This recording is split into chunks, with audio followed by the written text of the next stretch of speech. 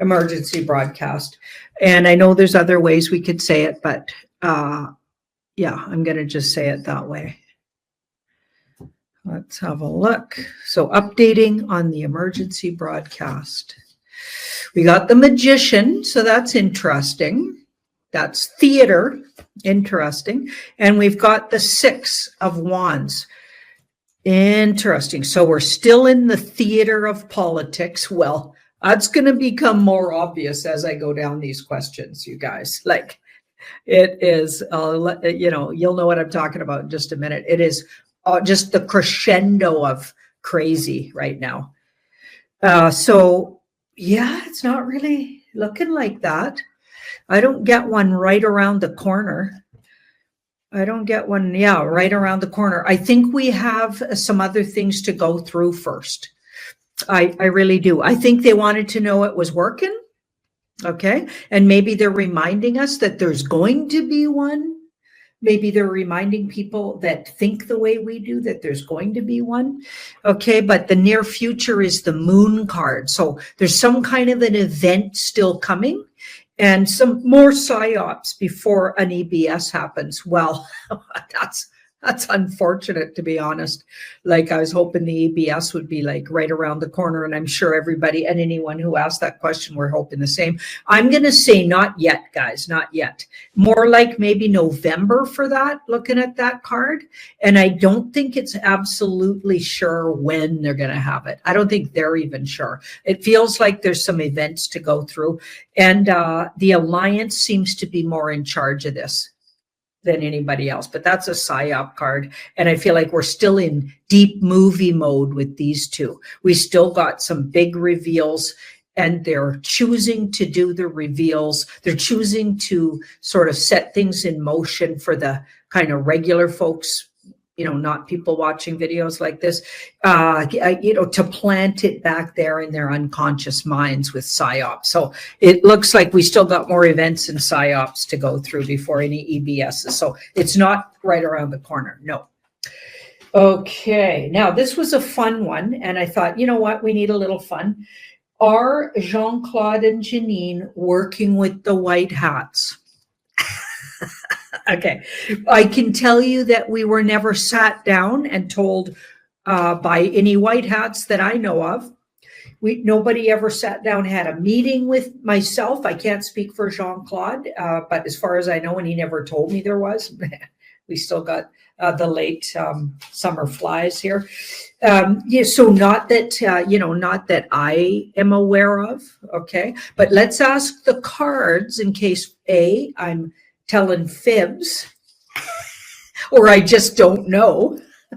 Maybe I am working with the White Hats and I'm absolutely not aware of it. Maybe Jean-Claude is, and he didn't tell me about it. So let's look around. Let's see. Or maybe the universe says, in a way, just with my intuition, maybe I'm working with the White Hats. You know what I mean? Maybe I'm getting subliminal messages from the White Hats. Let's have a look. Or could I spiritually be? Oh, that's interesting. That's a psychological card. I certainly think psychologically like the White Hats. So I think I'm on to their psychological tricks. Okay, that may be even why I do what I do and why this is my mission this lifetime. Okay, I'm good at, so according to the cards, I'm good at deciphering their psychology. They're using a lot of psychology to educate people. And I think it's saying that I'm getting that, and that's why I'm doing what I'm doing and why people even want to listen to me. They can feel that might be true. Okay, and I don't think everybody's onto their psyops. Not everybody's understanding that, but being as I'm a Scorpio moon, it makes sense because my whole world thinks like us. The whole world's a big psyop, you know, as far as I'm concerned. So I'm always thinking psyops. I'm always thinking double speak, and I never just take anyone's word for anything. I never have. I run it through my intuition.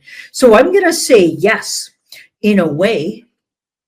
And I'm going to say this is more geared towards me. It doesn't feel like we're talking. This feels like it's more about me. And that makes sense because I think if we were to ask Jean-Claude, that's a whole separate thing. He's never told me he was working with the White Hats in particular. I know he was approached by Juan O'Savin when I think Juan was involved with the White Hats. I'm not sure how involved Juan is now, and I think there's been several versions of Juan O'Savin. So, but he was approached, and as far as I know, he didn't agree, and he even told everybody that on, on the Beyond the News.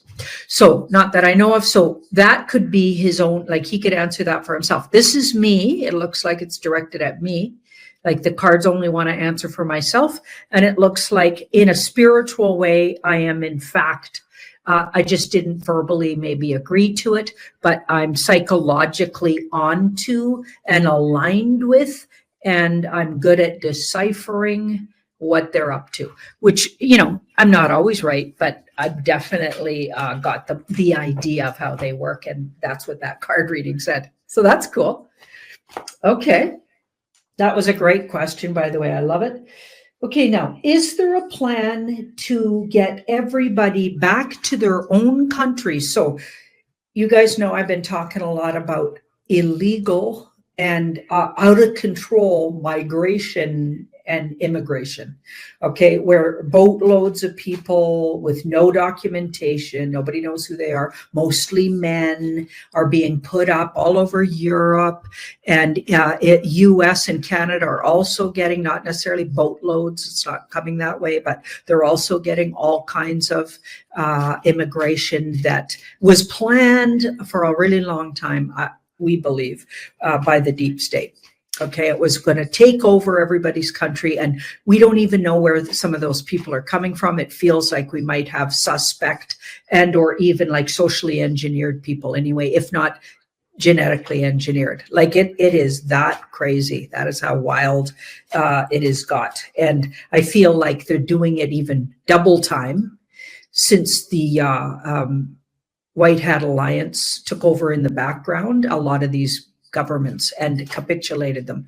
In my opinion, that's what's been going on. They've been capitulated, and now they're really pushing the agenda in your face, or telling you all kinds of stories about it, at least bringing it into the news a lot. It otherwise wouldn't have been in the news, right? So where are all these people coming from, and where are they really coming from? We've been looking into that, but what we want to ask is, are these people, is there a plan once everything gets exposed for what it really is to everyone? Okay, so EBS already happens, all the disclosures happened. How do they bring these people back to, like, get these communities back to their original content, and not all of these extra people that don't belong there, don't even want to be there, aren't in any way, enhancing the communities they've been dropped into. And it's probably not enhancing their life. I'm not mad at them even per se. Okay, I mean, unless they're harming others, which it sounds like they are, a lot of them. Okay, but I'm not mad at them per se. I'm angry at the government plan that it was, and the WEF plan, and the Dark Ones plan to ruin communities by doing this. And they've been doing it for years and years and years, many, many years, and they've done it off and on many times. Anyway, I mean, they did it in North America. They brought all kinds of people over here as conquerors, when in fact it was already fully loaded with all kinds of indigenous people, or original Canadians and North Americans. But then some people say those people were also brought here across land bridges, etc. So it's like, how many times has this happened? I don't know. Okay, so it's saying, so the question is there a plan in place by the White Hats to disperse these people or move them back to whence they came? And some of them might have even come from underground. We don't know. But is there a plan to move them back to wherever it was they came from? Let's have a look. And that's the White Hat plan. Okay. Yes. Yes, there is a plan. Yeah, and not wanting to tell us exactly what the plan is. Interesting. Yeah, so they've got a plan. They've had a plan all along for this. They absolutely have a plan, and they don't want to tell us what the plan is exactly. So we're not going to be in on the plan. Okay, once this is like the wake up call happens for everybody, it's going to be a lot of hard work. But I feel like there's going to be a surprising ways. They're going to surprise us the ways that they do it. And there's lots of surprises around this, is what I'm feeling. So we don't get all the details, but enough to say there is a plan in place, and it's been in place all along. So yes. Okay. All right. Let's have a look. So in the UK, and here's where the big news was all weekend, and I was sharing. So go to my Telegram and or X account if you want to check out all the things I share. And watch out for imposters. Okay. Yeah. But anyway, so we've got the UK. Like one of the biggest things was they hired like sort of shuffle. They did a big cabinet shuffle. And this woman, okay, Home Secretary, and she's put in charge of immigration. Okay. This woman is not from the UK originally and is in fact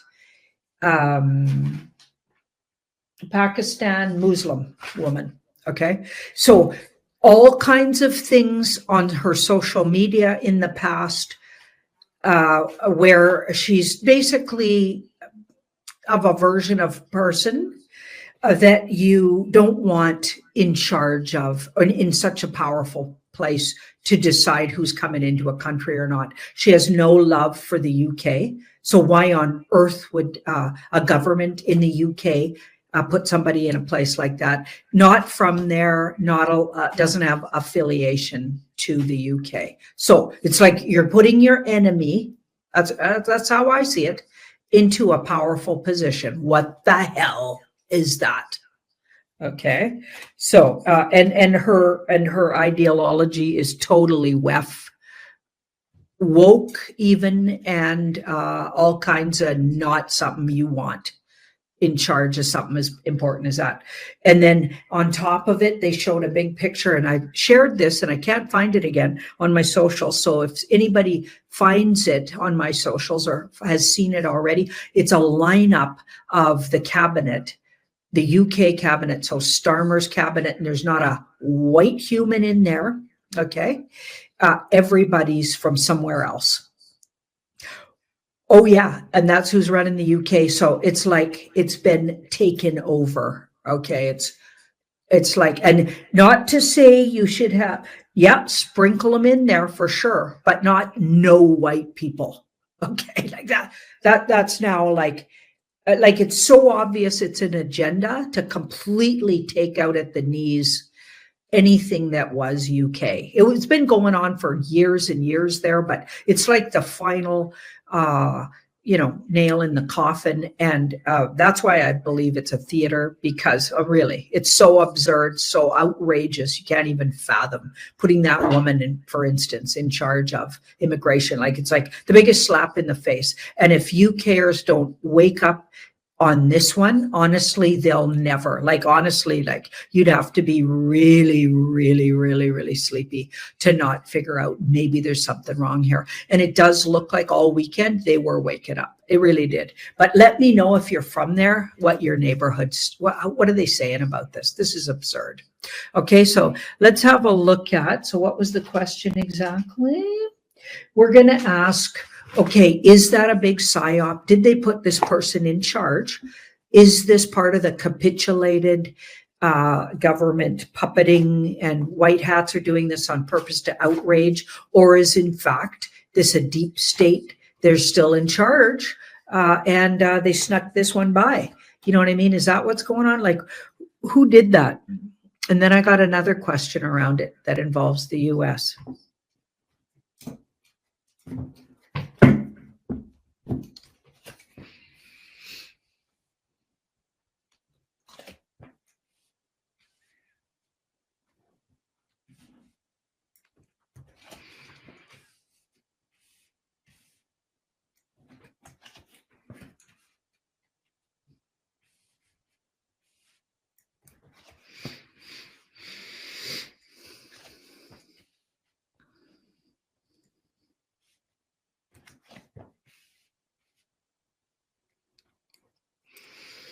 So we've got the King of Swords and the 10 of Pentacles. King of Swords and the 10, and then the Wheel. King of Swords. Well, it does look like it was to awaken the truth to the general population. And we've got the Wheel of Fortune. I actually think it's really working. I think that the more they do things like this and completely leave the original UKers in the dust with absolutely nothing, so no housing, no like it's like they're letting everybody else have everything except UKers. The laws are all going towards these people. It's like nothing's in favor of the UKers. It's just absurd. Okay. And that's what that feels like. They're really leaving them out in the cold. And I feel like it's really, really like bringing up people's awareness. This is the general population, and it really this weekend did a number. It brought a lot of truth to the general population, and that's exactly why they're doing it. So yes, that's why they're doing it. Okay, they're going to keep an eye on it, though. It doesn't look like they want civil war, but they want it to get almost to civil war, where they're fighting in the streets about it. But then I feel like an event will come and take all the energy away. Sorry. There's a fly. Doesn't mean I'm a clone, I promise. Anyway, you know that theory, if a fly lands on you in a video, you're probably a clone. I promise I'm not a clone. Okay, let's see. So yes, that looks like a capitulated PSYOP, okay? Capitulated government PSYOP, where they're being absolutely, you're being shown the worst case scenario that these guys would have done a little sneakier, but of course, because they're a capitulated government, they're making them put all their cards on the table and show all of their WEF plans all at once. Okay, so yes. Now the second part of this, so it's, I guess, question number 5, is the U.S. stepping into this soon? Because it looks like they are, by a few things that I've been reading about what the U.S. is having a lot to say about what's going on in the UK around their lack of, like they keep putting people in jail for tweets, and it's like it's completely just like Canada, just like Australia. It's turned completely communist and become really obvious that was the plan, and it's been going there for a really long time, but it's so outrageous right now. And I wonder if the US is planning something. Let's have a listen to this. This is the vice pres. I was talking with a friend recently, and we were talking about, one of the big dangers in the world, of course, is nuclear proliferation, though, of course, the Biden administration doesn't care about it. And I was talking about, what is the first truly Islamist country that will get a nuclear weapon? And we were like, maybe it's Iran, maybe Pakistan already kind of counts. And then we sort of finally decided maybe it's actually the UK, since Labour just took over. But I was talking with a friend recently. Okay. So what he's getting at there is, if it's the UK has been completely taken over, and all of those new cabinet people, they just shuffled, and it was already bad enough, but now they're all from Pakistan and or like somewhere different. They're not from the UK, but a whole bunch of them are from Pakistan. Okay, and now, so it's basically what he's saying, if you listen to what he's saying, and there's been some tweets that he's put out too, is the concern, of course, is that the place has been taken over. Okay, it's not the UK as you thought you knew it. These people are not friendly to even, well, in particular UKers, but anyone else. So all of the all of the goodwill they built up with the UK government wouldn't exist anymore. These guys aren't representing the UK government. They're representing Pakistan's interests or some other country's interests. Okay. And the UK has nuclear, apparently. Okay. That's a whole nother thing. I'm not going to get into that. I personally think all of that nuclear stuff is, a bunch of BS. I think that was stepped down a long time ago. But even the thought that it might still be, and or even the idea, if it's a psyop even, that now you got a whole bunch of people not representing UK, but with the power that the UK has and all the things they've developed. Okay, so it's like they took over the country, and then the US is now dealing with them. So the whole cabinet group who don't have the interests of the UK people at all, and don't have any sort of love for anybody but maybe their own interests. So it's like the UK has been literally taken over. Okay, so is Canada, so is Australia, but in particular, it looks like they're really highlighting the UK lately, where it's like really, really obvious that there's no UKers in the cabinet. Okay, so is the US going to actually do something? Because they've been making some interesting moves, okay, just in tweets and posts. Okay, so let's have a look. I mean, I think the White Hat Alliance, I think the whole thing's a big theater, but let's just see if even in the theater of politics, are they going to actually is this going to get bigger, this situation? Because he's literally saying they're being run by basically Pakistan, and do we have to worry about this? That's what he's saying. And I love that he pointed it out, I got to tell you, even if it is the theater. So look at these two major arcana. So big, huge wake up. Like, look at these heavy hitter major arcana. This is like, they're really pushing it. They're really like, they'll get right to the edge of saying, yeah, we're dealing with a foreign entity that's not the UK anymore. So the UK was taken over from the inside. They're absolutely at least signaling to that to help wake it up. But then I feel like we go in a different direction, like this theater does. And all of a sudden we go in a different direction. But do remember that these are all capitulated. See, this reminds us that actually they've all made agreements here. And everything you're watching these are players, actors, and theater. That's why they even chose the woman they chose.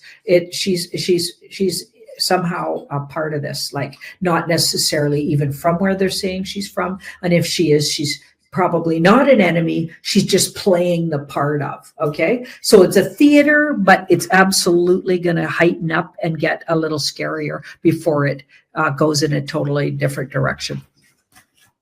Wow, this is wild times we're living in, you guys. Wild times. Now, the last one. Okay, I'm going to look at Hulk Hogan because I've been asked this about 500 times. And I did talk about it on some other shows, so I didn't want to repeat myself, but apparently I didn't do it on my World News, okay? And if I did do it on World News, somebody tell us in the comments, because a lot of people don't seem to think I did. I can't remember. I just remember I looked at it. Okay, so we're going to look at Hulk Hogan because he died unexpectedly. I mean,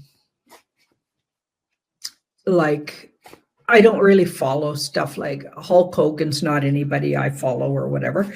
So, yeah, I never looked into it at all other than with the cards. And I don't even remember what I got, but I do remember I looked into it. So I'm going to look into it again because, like I said, it's been asked so many times. I got to look into it. So Hulk Hogan's death. So what people are wondering is it a psyop that he died? Did he actually die? Okay.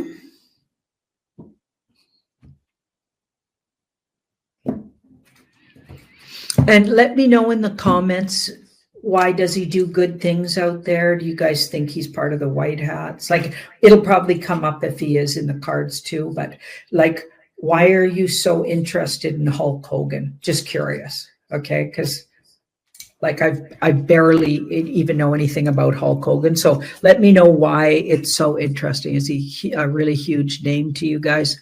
What does he do that's interesting? Let me know why that is so interesting. I'm dying to know. Okay, so we've got the Queen. So it looks like it might have been suspicious, his death, and people are questioning it. He does look like somebody who's for freedoms for people. This is a PSYOP card. So it's whatever the details are look like they're not honest detail. Like the details look like they've been misconstrued.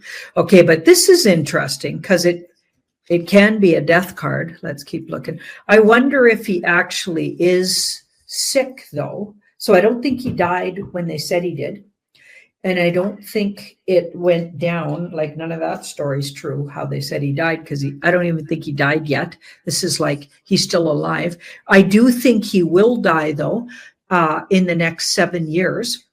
And I feel like because he has an illness of some kind. So that's interesting, because cards, I mean, we're channeling stuff around him. So I hope I'm not right about that. It looks like he's a good guy. Okay, but I feel like he does have some kind of illness. Okay, so he must be in hiding because that's a PSYOP card. Now, why would he do that? Why would he do that? Yeah, this guy's in hiding. This guy's in hiding. Things got really tough for him. Things got really tough for him. We got the Wheel of Fortune. That's interesting. The Wheel of Fortune. Yeah, his world got really tough. It looks like he might have been a bit of a truther or had a lot of truth. Like he looks like his cards are really like good. So yeah, let me know, you guys, what you know about him, because I'm getting him for a truther or somebody who speaks truth. And he just wanted out of the rat race. And I probably knew if he's sort of independent and truth-minded, he probably knows that his whole industry's riddled in people in the club, the cult, and sell their souls to the devil and stuff. So I feel like it's not specifically saying he wanted out of the cult. It doesn't even look like he was in it, to be honest. It looks like he just wanted out of the rat race. So he faked everybody out that he died. Like, it doesn't look like he actually died. And people like that, they might have the monies or the friends that could arrange stuff like that. But it does look like he does have an illness, and maybe he just didn't want to maybe even be seen in public while dying of something. You know what I mean? Maybe that's not how he wanted to know. So he didn't want to go out that way. So he chose another way to be seen, to go out. But let us know more in the comments why you even asked the question, guys. Okay. Awesome. Okay. Thanks, everybody.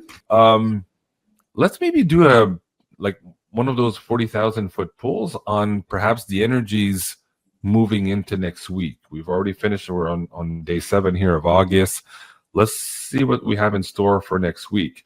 So far, there's a lot of rhetoric about subpoenas right now with those who the administration say were involved in the coup d'etat. You and I pulled on that last night, and it seems that that's going to lead somewhere. But I'm wondering how fast that's going to lead somewhere, or if we get some type of curveball maybe next week into brand new territories, speaking about something completely new. Some are suggesting that perhaps August 8th and moving forward. I think Joni Patry was mentioning this on her YouTube channel as well.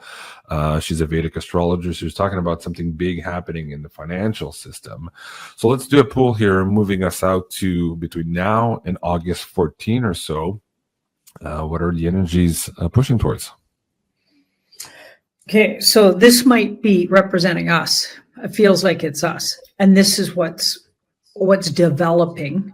Okay, that would, I think the focus is on finance. So something financial needs to, I feel like they have all of these things planned and there's timing for all of them. And something financial's the next big thing that we can expect. We've been, it's kind of been hinted at or laid out somehow, if we're watching carefully. Right, because this card says it's actually been made clear, but I mean, I don't think it's been made clear to the general population because they haven't a clue. They're clueless with that fool in the middle. But I think this audience, we're clearer than the regular folks on what's likely coming, and it does look financial. Now, this is interesting, the Queen of Cups. A lot of people could feel a little bit distracted this weekend and emotional. That could have something to do with the full moon. I don't know, that other astrological things in play, but this card can feel a little sorry for itself. Mhm. And there's a little bit of, feeling a little focused. She's overly focused on an emotional process. That's why her cup is so fancy here, when every other cup in the deck is really simple. Her cups are really ornate, and the fact that she's focusing on it and there's no boundary between her and the incoming tide tells us that she can be overwhelmed by her feelings. Okay, so I feel like we need to be careful we don't get caught up in this, like where we're feeling all like eyes on the prize, eyes on the big picture, because we can get really, she's overly focused on things that aren't happening and not enough on what could be happening.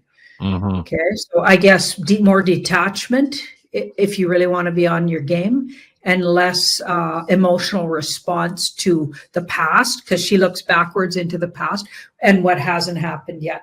Because this card's looking into the future, and there's newness coming in the financial. That's what's on the horizon. And the Fool is the regular folks who don't seem to have a clue what's really going on at all. Okay, and they continue to not have a clue even till the 14th. They're still not really clued in with that card. So, or even willfully, just a lot of them willfully not seeing what's obvious, because this card with all those swords says the information's out there. Swords are thoughts and words and information, but this person is in denial. Okay, so maybe things are clearer by the 14th about really what's going on, including in the financial, but just in the world. But certainly there's a lot of people denying knowing. And we see that, absolutely. We've seen that human response in a large part of the population where they're in denial about things.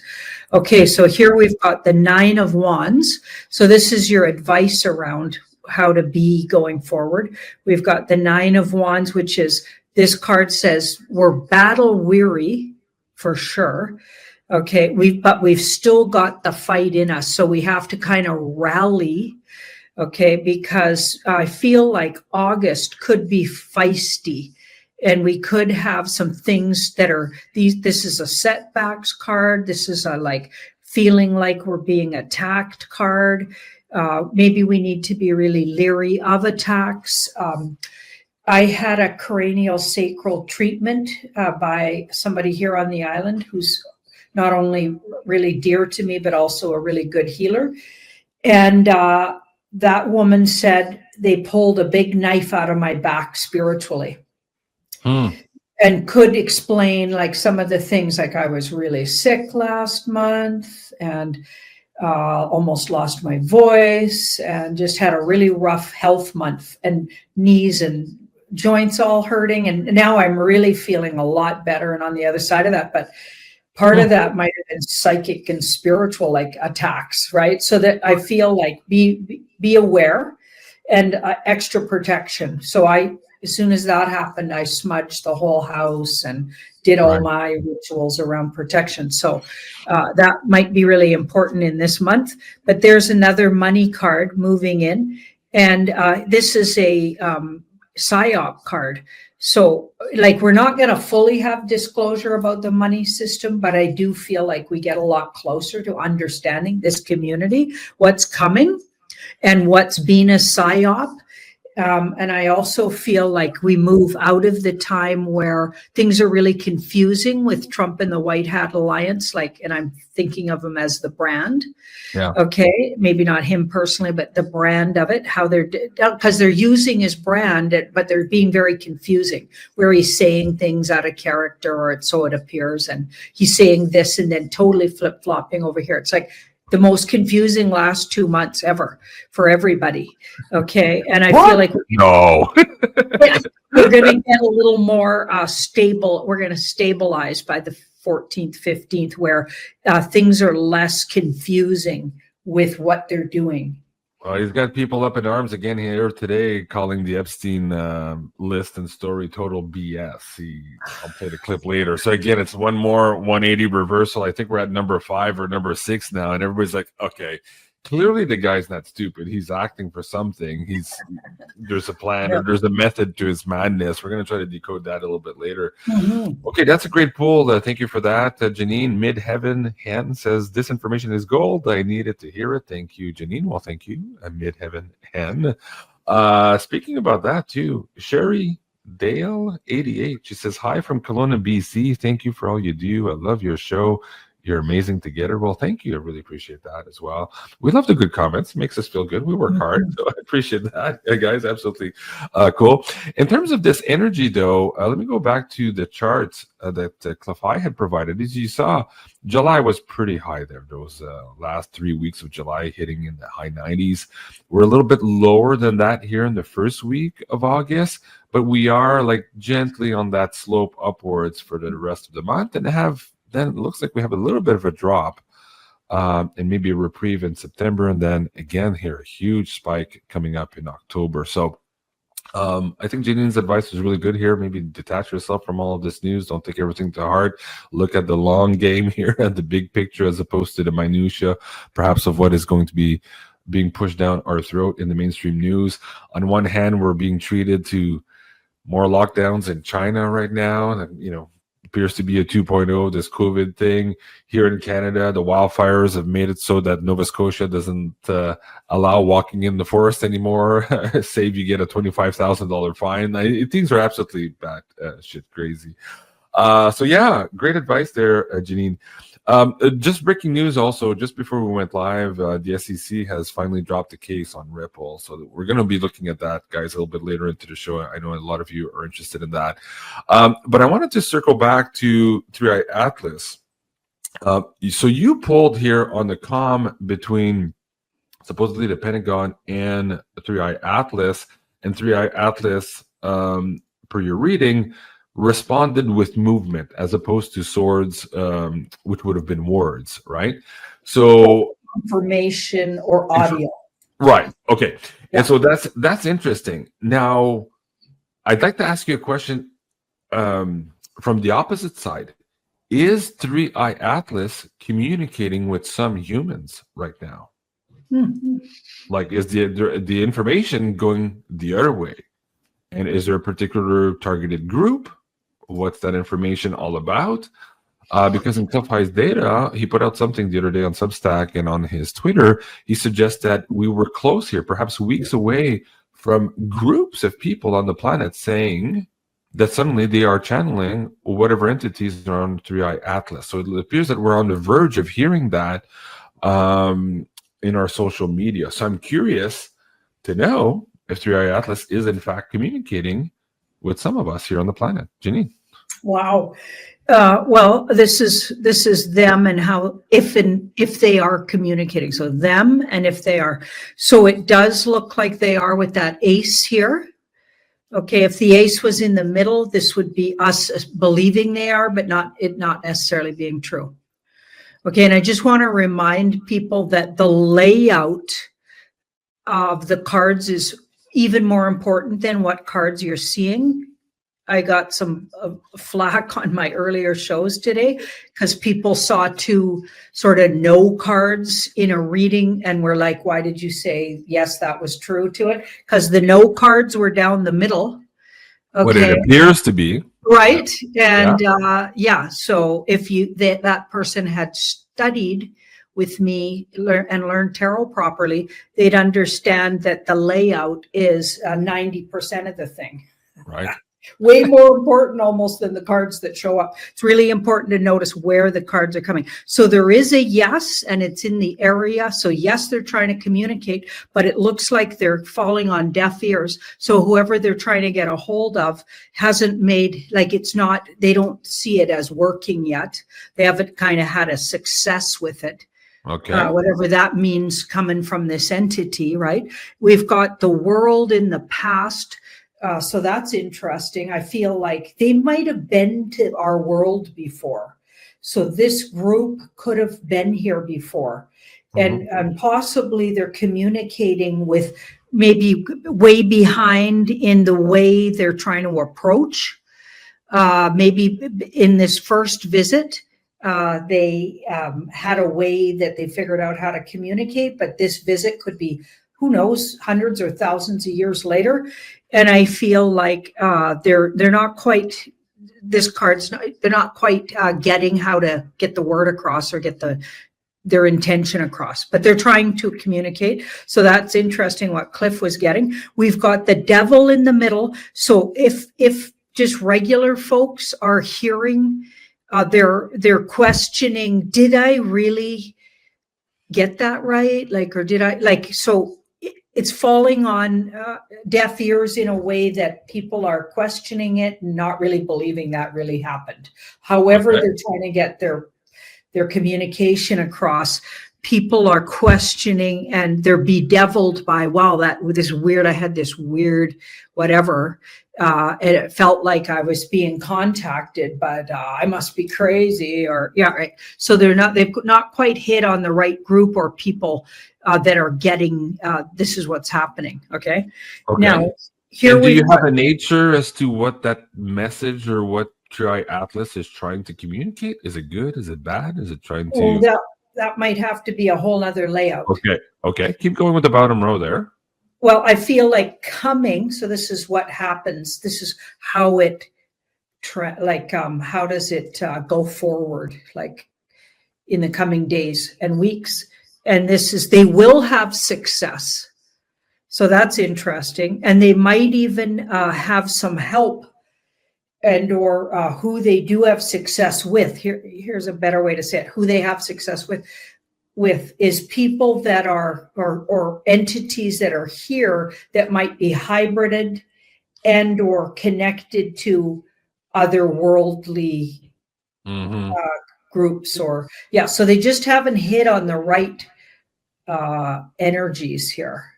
But they might have more of a off-world DNA type, for example, maybe the negative blood types also, or more connection in a past life to other ET races, like that. Okay. Now, well, do clarifiers then. Is this good or bad, this calm that's coming from them? I just want to talk about this last one.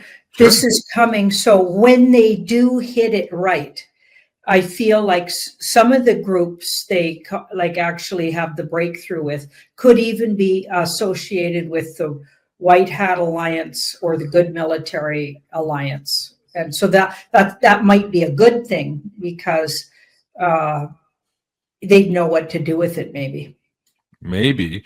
Although a lot of people are suggesting inside those circles that the military right now is not equipped to even have this conversation because they're not woo enough. I guess they're still part of that grit paradigm, and they don't understand consciousness and how to really communicate with this thing yet, and that the military is grasping with that very fact right now. So I thought that's interesting.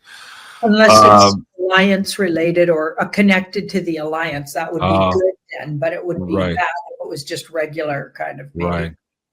Okay, so the intention of the calm behind Tri Atlas towards this group, is it good? Is it bad? Is it good for humanity? Is it bad for humanity? Is it neutral? Like, what's the point? Oh boy. Okay. Whoa. So those are interesting. Confusing, and it could create confusion. Mm-hmm. Okay. This is a fear-based card, and this is a shocking revelation. So they may communicate something shocking. Okay. And I'm going to pull two more. Okay. That will be confusing or create fear. So something shocking that's confusing will create fear.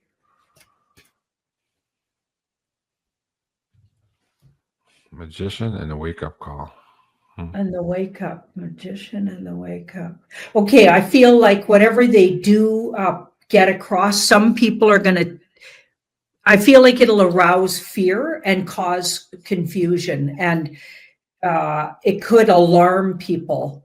Because possibly their message won't be construed properly. Or understood properly, yeah. Okay. Wow.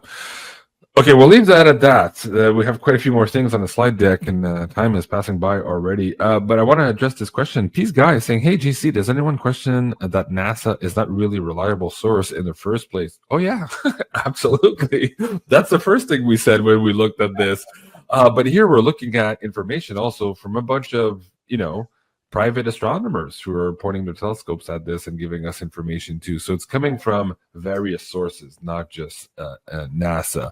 But I agree with you. We take everything they say with a huge dose of skepticism to begin with. We usually assume that it's a lie and then work our way back to see if there's any truth to it. So yes, please, Guy, that's a really good question. And for those of you who are questioning that layout and who want to learn a little bit more about tarot, yes, tarot level 1, 2, and 3 are included in that 50% discount there. Summer 50 is the code on BeyondMystic.academy. Go check it out. Okay, where do I go next from here? This is interesting. Well, it's kind of like on the same topic here, but Janine reposted. I don't know who this individual is here, who is making the video on TikTok. But Janine reposted it and it says, did you know that U.S. Army has a catalog of 62 known other terrestrial races who are already living on Earth among the human population? Well, in World War II, they had this shield or shape. I forget how it was called. Was it Sergeant Robert Dean had talked about that? This NATO book that he was read into, where they were describing all of these different races that were involved with humans at that time. And this is World War II era stuff. I don't remember the number that Sergeant Dean had talked about. God rest his soul. He died a few years ago. But here they're talking about 62 specifically. Do you want to just pull on that, Janine? Like, is there veracity to this? Is it more than 62? Is the U.S. Army, in fact, still involved with a book or a catalog of sorts here, similar to what we were told was shared to some of our allied forces during World War II? What's going on with that? Okay, I'll throw up the video also. We'll play the clip, but I want you to do that first poll on it first. Okay. I'm going to ask it. So is there truth to that? Okay. And is it way overblown on the amount, or is it less than that? No. Yeah. Okay. Well, the audio is not too good. What I'll do is I'll bring the link down if you guys haven't heard this stuff, and you guys can go listen to it in your browser. But we'll just rely on the poll for now from Janine. Like, is there veracity to this? U.S. Army officials knowing about these races that are currently living, and this is a quote here, already living on Earth amongst the human population. Remember that guy? What was that guy in the Nevada desert? What was his name? He wrote the book Tall Whites. He was saying that, yeah. Sometimes they actually dressed up and went to Las Vegas and pretended to be humans. Was it Behold a Pale Horse, that guy? I don't know if it's the same guy. Let me know in the live chat if you remember the name of that gentleman who wrote that book. He was working in a military base, and then he was told by his supervisor to go to Dreamland, which was an area of the base, and that's where he found the Tall White. Forget the name of the guy. Anyways, let me know in the Discord chat if you remember who I'm talking about. So it's a yes. What you're getting from your card pull here, is it nuanced? Oh, it's a huge yes. So the first card down, if it's an ace on a question, like direct question like that, is a yes. So that's a yes. Okay, and victory. So their information is absolutely correct and for the good of humanity to know. So everything's a yes about it. I even think the numbers are right on. Okay, so this down the middle, notice, are all very kind of no cards. Okay, because this is how the regular folks either believe or they want them to believe. Okay, so this is what do the normies think and know, and what's out there generally known, and here's what's actually going on, these two. So you're looking for the yeses over here, and whatever's going on here is what normies are looking at or what's generally understood about something. So in these kind of questions that we're asking, that's how I lay it out. So there's absolutely yes, and then more information about it on the whole thing, looking at the question. But in the past, they've absolutely only told us little bits, completely lied, and now they're telling us little bits. This is where we're at now. This was in the past. This is where we're at now. And the moon card is in the near future. So there's still gonna be some gaslighting and cover-ups and lies about it going forward. We're going to really have to do our due diligence getting the information out there, because it's still going to take people quite a while. And I feel like it's because of fear, or they just don't want to know all of this, especially the part about they've been living among us for years. I think they walked the Pentagon. There's a lot of reports of that. I think they're probably some of our news anchors. I think they're probably some actors.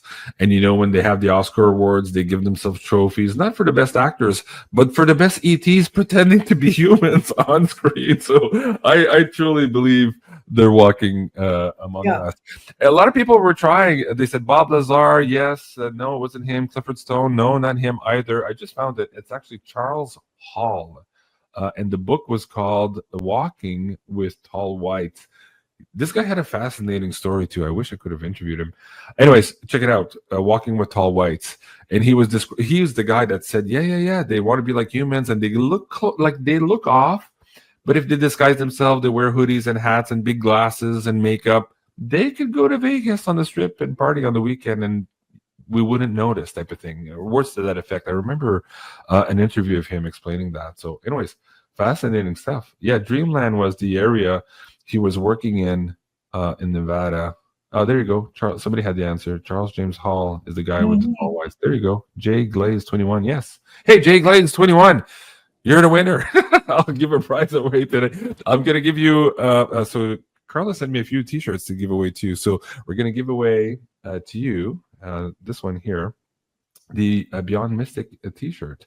So if you want to send me an email, go to beyondmystic.net. Just fill out the tech support form there, and I'll get your information to Carla, and she can send you out this new design here of the Beyond Mystic t-shirt. And guys, if you're interested in that, go to ascensionorganites.com. Beyond Mystic in one word is a coupon code. You'll get 10% off here.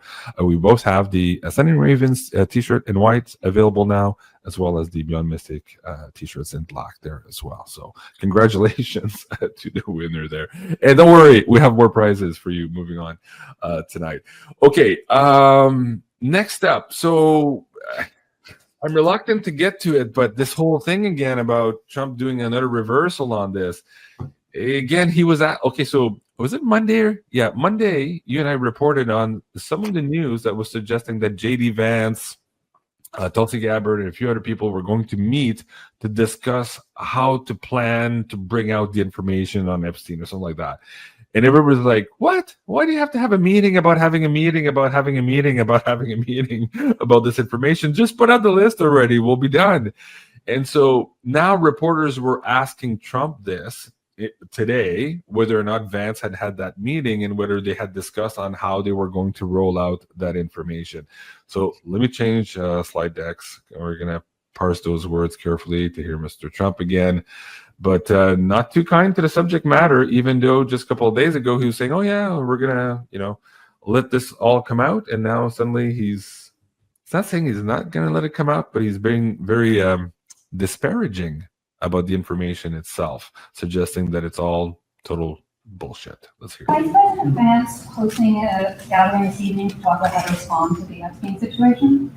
Is he working on what? Is he hosting some kind of gathering of top advisors this evening to talk about how to respond to the Epstein situation? I don't know. I could ask you that question. I don't know of it, but I think here's the man right here. I saw it reported today, and it's completely fake news. We're not meeting to talk about the Epstein situation, and I think it seemed to be clear they were meeting the other day. So it's like, we're meeting, we're not meeting. We're meeting, we're not meeting. Trump, does he know? He doesn't know. Like, this is like every day here during this retrograde. Well, actually, for the whole last month, we've been treated to this. But let's hear the end of what Trump says here. the reporter who reported it needs to get better sources. Look, the whole thing is a hoax. It's put out by the Democrats because we've had the most successful 6 months in the history of our country. And that's just a way of trying to divert attention to something that's total bullshit. Okay? Yeah. Couldn't he mean what's total bullshit is the report that they were meeting? Maybe, but I don't think so, because he said that this whole Epstein thing file and list was a hoax before. I think he's addressing the list here. And again, it's not new, this list, just because they've had a good 6 months. And I agree, Trump's accomplished a lot in the last 6 months. And anything the Democrats could do to distract from that and not admit that Trump is doing a good job on a lot of his promises, yeah, that would be par for the course, in D.C. But to say that the Epstein list and the whole affair is fake and that we shouldn't even be talking about it, that's what, for a lot of people and for some of our viewers, is a bridge too far.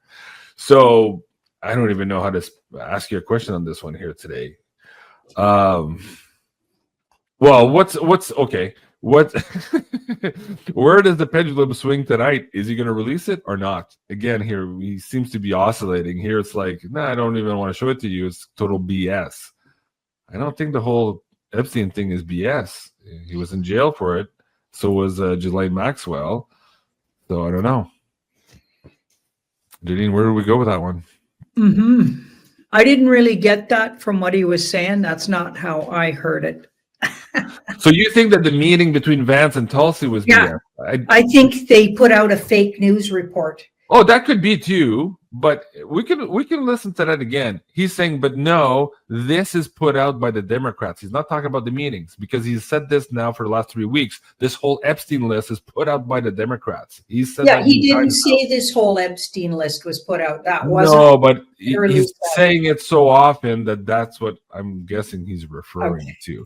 And also, Vance says it's not the Democrats who put this out. It was it could have been a Democratic a reporter, but he says it's a reporter who got it wrong. So even Vance didn't say it was the Democrats who said that they were having a meeting. Vance said it was a reporter who got it wrong about the meeting. So he wasn't leading or throwing a softball at Trump to bash on the Democrats here for the meeting. I'm in the 90% convinced, simply because Trump has said this many times before, that the whole list thing is BS and that it's made up by the Democrats and it's a big scam, just like Russiagate was, right? He's explained this now at least 100 times. But at any rate, my question is now, where's he leaning? Towards putting it all out or hiding it for a little bit longer? What do you see in the cards? Definitely going to hide it for a little longer. There's a psyop going on that has something to do with the financial system or something to do with gold, or even something to do with these two here, children or information about children, or maybe all of the above things that I'm mentioning. So for some reason, I feel like they're going to bat it around a little bit longer. Well, that's been pretty consistent now in the last couple of weeks. You get that in the cards that no, they have other fish to fry, and perhaps that's even Jay Widener said the same thing. He says no, there's other stuff coming out about the coup d'etat, maybe the financial stuff. It needs to come out before this Epstein list, and it's in his way, and he's getting aggravated. And as Jay Widener said the other day, he says Trump doesn't take criticism too well, and sometimes he, he doesn't speak maybe as politely as he could to his base, and that's what we get. So, yeah. All right. So we have to wait a little bit longer on that. Okay. Let me take a poll in the live chat. Actually, I'm curious what you guys think. Was Trump saying that the again, as he had said many times before, that he thought the Epstein list was total BS?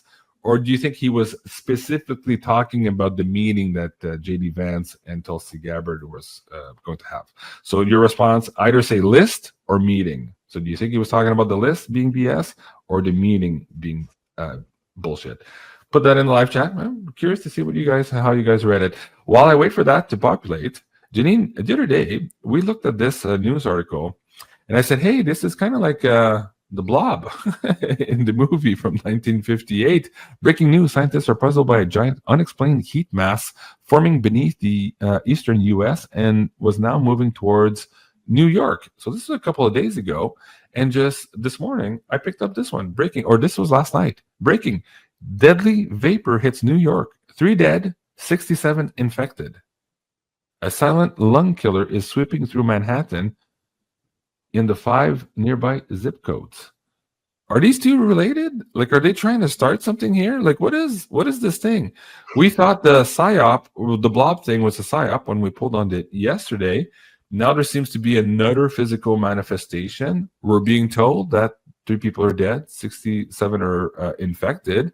Again, we're being told by the mainstream news. So what's going on? A continuation of that same psyop? Or is this something completely unrelated, Janine, coming up? So when they say infected, like with what? I don't know. Oh, well, they said respiratory thing. Hold on. What did they say? A silent lung killer. Whatever that is.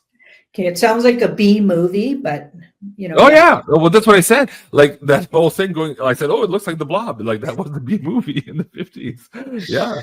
So a continuation of that same Blob story, or a different angle, or some new phenomena altogether. Again, trying to start something. What do you see? Magician card in there? Like what's going on? Oh, we got an ace here. Okay, so it's a sword ace. So the definitely something air related. So maybe some of the pictures of, it's not a fire ace. So that heat blob part, I would say these two aren't related. Whatever we saw there looked like it was airborne and it was like vapor style. Okay, but we'll look under this to see if it's deadly or whatever. So there was something, and I mean, they could put something was in the air and creating that steam look to it, right? Okay, so we've got, well, okay, that's interesting. We got the Queen of Wands there in the past, the 2. We want to know, is it deadly? We got the 10 of Wands in the near future. 2, and this is a health card. This is interesting because it's a pretty healthy card. Okay, but there's a 2 of Swords underneath. So I feel like it could get people feeling unwell. So something was put out there. Yeah, something was put out there, maybe just to create the story. I don't know. But see the 2 of Swords, maybe you get 2 days of illness. Like, so it could, but I don't get anything to, like, I don't think it killed 3 people, and I don't think these people are being infected with anything. This card takes all the heat off how bad it was. That's goes around, comes around. They recover within 2. That could be days. That could be hours or days. But my question was, is this a continuation of the Blob kind of scam? What's going on? Like, clearly now you're saying some people are getting sick for 2 days, whatever. But is this a movie thing? Is this contrived? Is this a natural event? Or are they trying to poison people, but it's been mitigated somehow? What's going on? I wonder if we've got 2 different variations of things and they're lacing them together. Yeah. Okay, this is a really unique kind of card that something's created that's a really unique phenomenon, maybe. Yeah. Okay, and then here we've got, so like, I don't think the 2 are connected, put it that way. Okay. We've got the King of Wands, but I do feel like somehow the White Hat Alliance is doing it. I don't know, when you got a card like that and the 4 of Wands. Okay. I don't know why they're doing it. Yeah, everybody in the chat are saying, hey, do you remember the movie The Mist? Yeah. That's Stephen King. I think it was a Stephen King novel. I wonder if they're trying to emulate something the deep state had planned. Oh.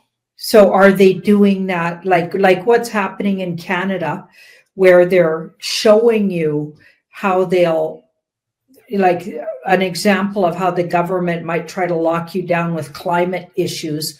So in Nova Scotia, they're going to, certain parts of the forested areas you can't go into, okay, because either they're hiding people starting fires or going to blame fires started on the people going into the forest. So the reason is forest fires, there's a high potential for them. So you can't go in the forest, but there's a whole bunch of areas that are forested that aren't blocked off, but then others that are. Kind of like in a restaurant when the pandemic was happening, you could go in, but you had to wear your mask. But as soon as you were standing up, you had your mask, but you can sit down without. Yeah. So it feels like we might be treated to some creative way. They're trying to out a plan by the deep state. Yeah. I love this meme. When all you want to do is go hiking in Nova Scotia. Of course, this is Rambo First Blood. Sylvester Stallone being harassed by the cop there. Anyways, I thought that was a good meme. Yeah, crazy stuff happening in Nova Scotia. Everybody's saying, yeah, that is total bullshit. If Trump said that, we would all agree. Yes, that is total bullshit. Yeah. Okay, so this other piece with Trump, too, on Operation Warp Speed. Again, got a lot of people scratching their heads today. What is he talking about? So first of all, let me share this one. This post here, this was on Zero Hedge. Most Americans reject the fall COVID shot. Don't trust the CDC or FDA on vaccine safety. No wonder, right? Okay, people are waking up. I thought that was interesting. But in light of that, like the masses waking up to this, Trump is still talking about Warp Speed, the operation, as if it was one of the most incredible things ever done to this country.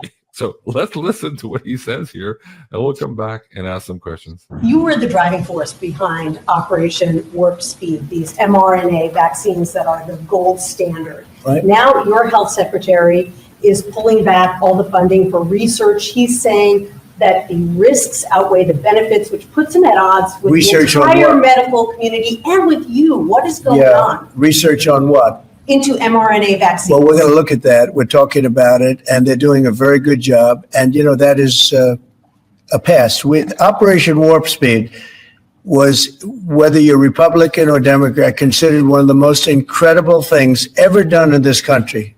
The efficiency, the way it was done, the distribution, everything about it has been amazing.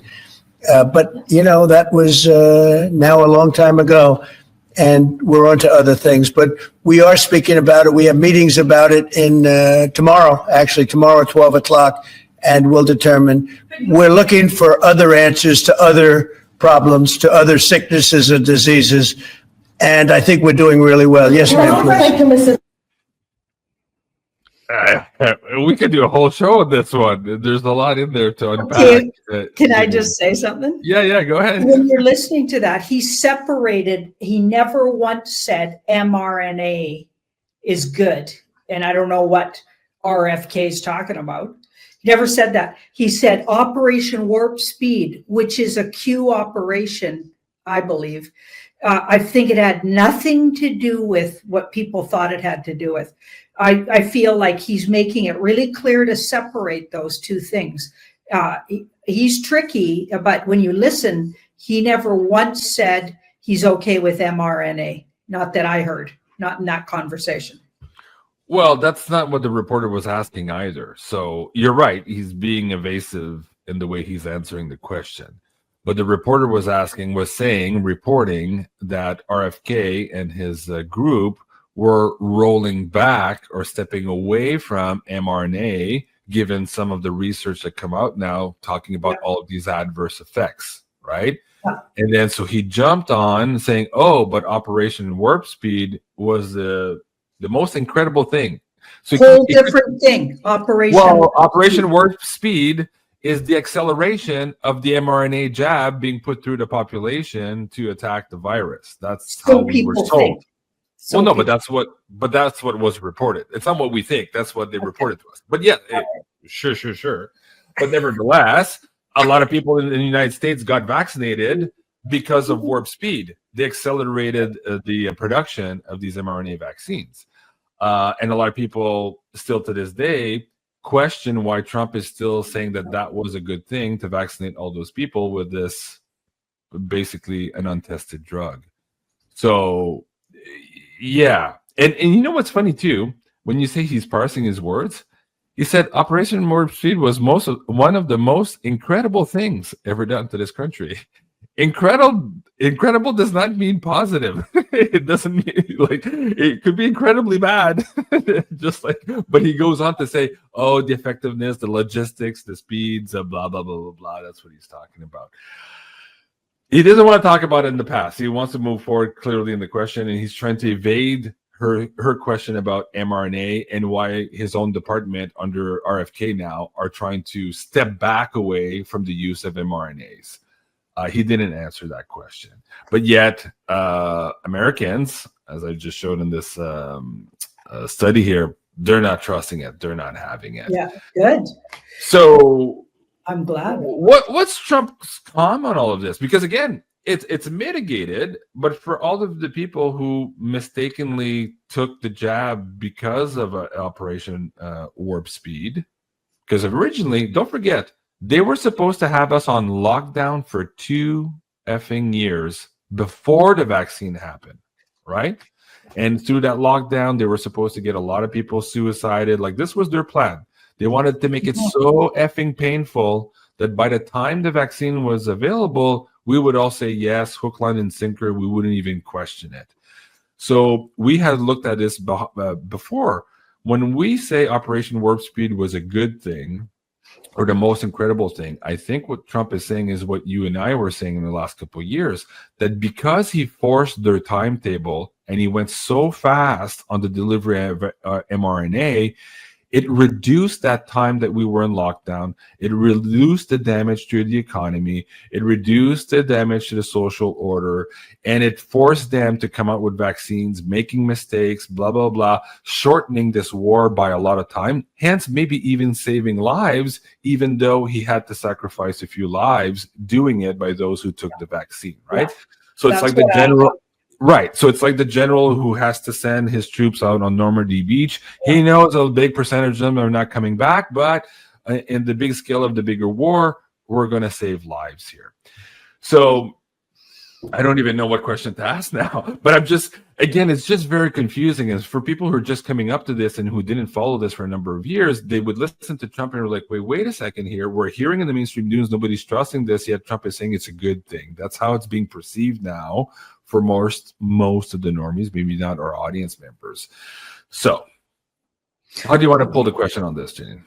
Okay, let's just look around why he said that, what he just said there. Okay. Why did he say it that way?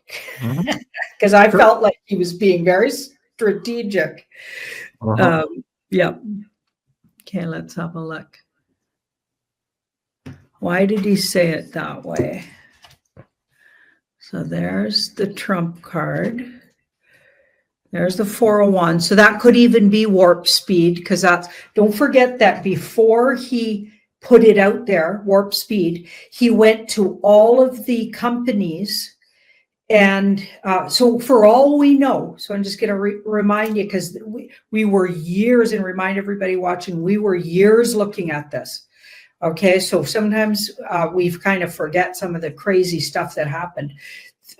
He went to all the big pharmacy companies. Okay, could he have brought the information that, listen, you better shut down? And that's maybe why a lot of the vaxes weren't lethal, like we know that batches were. So for years I was getting, there's a lot of batches that are just literally saline or something. They're not lethal. And then there was a bunch of lethal ones. Maybe his warp speed, and why he was saying it, was because this is what shut down, making them across the board going to be, and then made them do it fast, like you said, right? Mm-hmm. So that it does. Well, he sped up their timeline. He fucked them up by speeding up their timeline and forcing their hand. I believe is what he was doing. And in that sense, that was very, very positive for Team Humanity. Absolutely. Look at these cards. They're all really positive too. And see the strength card? I think he made it so way less of the bad stuff got out there, because this is what the public saw. They saw it strengthened their view of him also. So if he'd have said no vaccines, everyone would have been mad at him. Think about it. If he would have said, these guys are trying to poison you, they would have said, oh, anti-vaxxer. Look at how much we got called anti-vaxxers for talking about it. He had to be okay with vaccines because the main public like them still. Like nobody was talking about how bad they are, except really big conspiracy theorists, supposedly, or people being called that, right? So the strength card, it strengthened his position. It made them go faster. We've got the temperance. I feel like they had 2 more years they were going to develop and make all of those. Like, I think he cut it down 2 years at least, where they got taken away 2 years. So he made like he mitigated how many people died. And you said that, you just said that. That's what he did. That's what he was doing. This is things were better than they could have been. Like goes around, comes around, better than you thought they would. Like he made it so, and that's why he's okay with Operation Warp Speed. I feel like he's saying, listen, never mind now. It's going to be too hard to explain. We'll get to that later. Operation Warp Speed was good. He didn't say mRNA vaccines are good. He said, and he never calls them vaccines hardly. He's always calls it Operation Warp Speed. So I feel like those are two different things. Now, like, don't get me wrong. You and I've reported this on many times before. We absolutely do think that warp speed was a good thing. It forced their hands. Again, we were going to be in lockdown for way longer. This war could have been way more disastrous without it, and it was a calculated risk, even though some people had to die for it. Like just we're in a war. That's what it is. But my question was more, and maybe this is just the perception of some of the people who are debating right now and not trusting the CDC. If they're not trusting the CDC, the FDA, and all that, Trump saying that stuff that those guys did 4 years ago being a good thing is confusing those people. That's what I'm trying to get at. And I get that for us on the show, we can have this conversation on a 4th and 5D level. But for the public at large who are now responding to these polls, who are saying, hey, I don't trust government, for Trump to tell him, yeah, you must trust it. Warp speed was a good thing. From their view, from their 3D view, warp speed was not a good thing for them, right? They probably lost a brother, a sister, a mother, perhaps to the vaccine. So that's what I mean. It gets very complicated. But it's helping people think for themselves. Oh, for sure. Oh, yeah. I feel like Trump's not supposed. I don't think the White Hat Alliance wants you to put him on a pedestal. I even think that's why he's kind of fucking up, you know what I mean, doing these things. I think because remember, he's a brand, or I believe he is anyway. Yeah. And he's got things he's got to say, just like anybody. I feel like they're making him look like he's got faults too, or he can slip, and he has a big ego, and you know what I mean. So he's a human, and some things he does aren't necessarily. You're not going to agree with them. I'm curious because when you say that, it makes us think for ourselves. Like I know a lot of people that are looking at the disparity or the opposition of the rhetoric in the last couple of months. It's not making them think for themselves. It's making them turn off the TV and not think. They're so frustrated. They don't understand anything. They're like, I'm not listening to anything, JC. I'm not watching the show. It's too complicated. Okay. You and I are trying to have a bigger conversation and to understand what's going on. But I think that you and I and the Beyond Mystic community is a small fraction of the rest of the Americans who are completely kind of lost with all of this rhetoric when the president and his chief of staff and his department heads are in contradiction, not just one or two items, but many items and many times over the course of days and weeks and months. People are confused, and what I'm seeing is people are fatigued with all this confusion. They're just frustrated because they don't understand anything. Fatigue's a good word. Yeah, exactly, JC. Total Trump worship syndrome. So frustrated. Well, yeah, like that too. And we just pulled yesterday on a video that Catherine Austin Fitz was putting out about her opinion that Trump was leading us into a control grid. You'd be surprised the cards that Janine pulled on that yesterday. Again, it's like she's playing a part for the White Hats to be in opposition to Trump right now. So what Janine just said about, hey, they're making it look like a lot of people are disagreeing with him. Some of them are actually reading a script and part of that movie right now to do exactly that. So again, no wonder a lot of people are confused with all of it, and why you and I are getting so many questions on a daily basis to look into this thing, even though we've looked at it 100 times already from different angles. It's almost maddening. But yeah, there we go. There we are, guys. Okay, up next. Hey, let me see here. Let me see if I can go to that page. There you go. with us tonight. I have a special guest joining us this evening. It's the one and only Ashala. You can find her work, of course, on Beyond Mystic consultation page. And you can find her also now on the Academy page with her brand new Feng Shui home and land clearing live Q&A coming up here. Ashala, welcome back to the show. How are you? Oh, Ashala, I can't hear you. You're muted on your side. Ashala, you're muted. Hello. Yeah, I'm here. Well, now for some comic relief, everybody, for something totally different. I think we all need to laugh. Did you watch my forecast for this week? I said, man, we are all going to be feeling so prickly and irritated and confused. And then Meg confirmed that with the astrology when we got together on Tuesday. And I'm just like, can we please just get through this week? I know.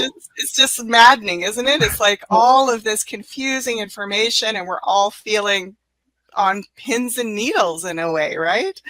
Absolutely.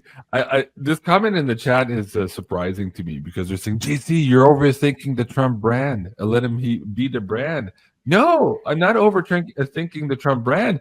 Janine and I get 100 questions a day on what Trump's is doing, and they're asking us to look at this so that they can understand it. Yeah. And by the same time, we're having an adult conversation about it. So, and also, I hate this idea that we're overthinking it because right now, one key thing in this crazy, crazy world is we need to be very vigilant. That's about everybody, every politician. I don't care who you are.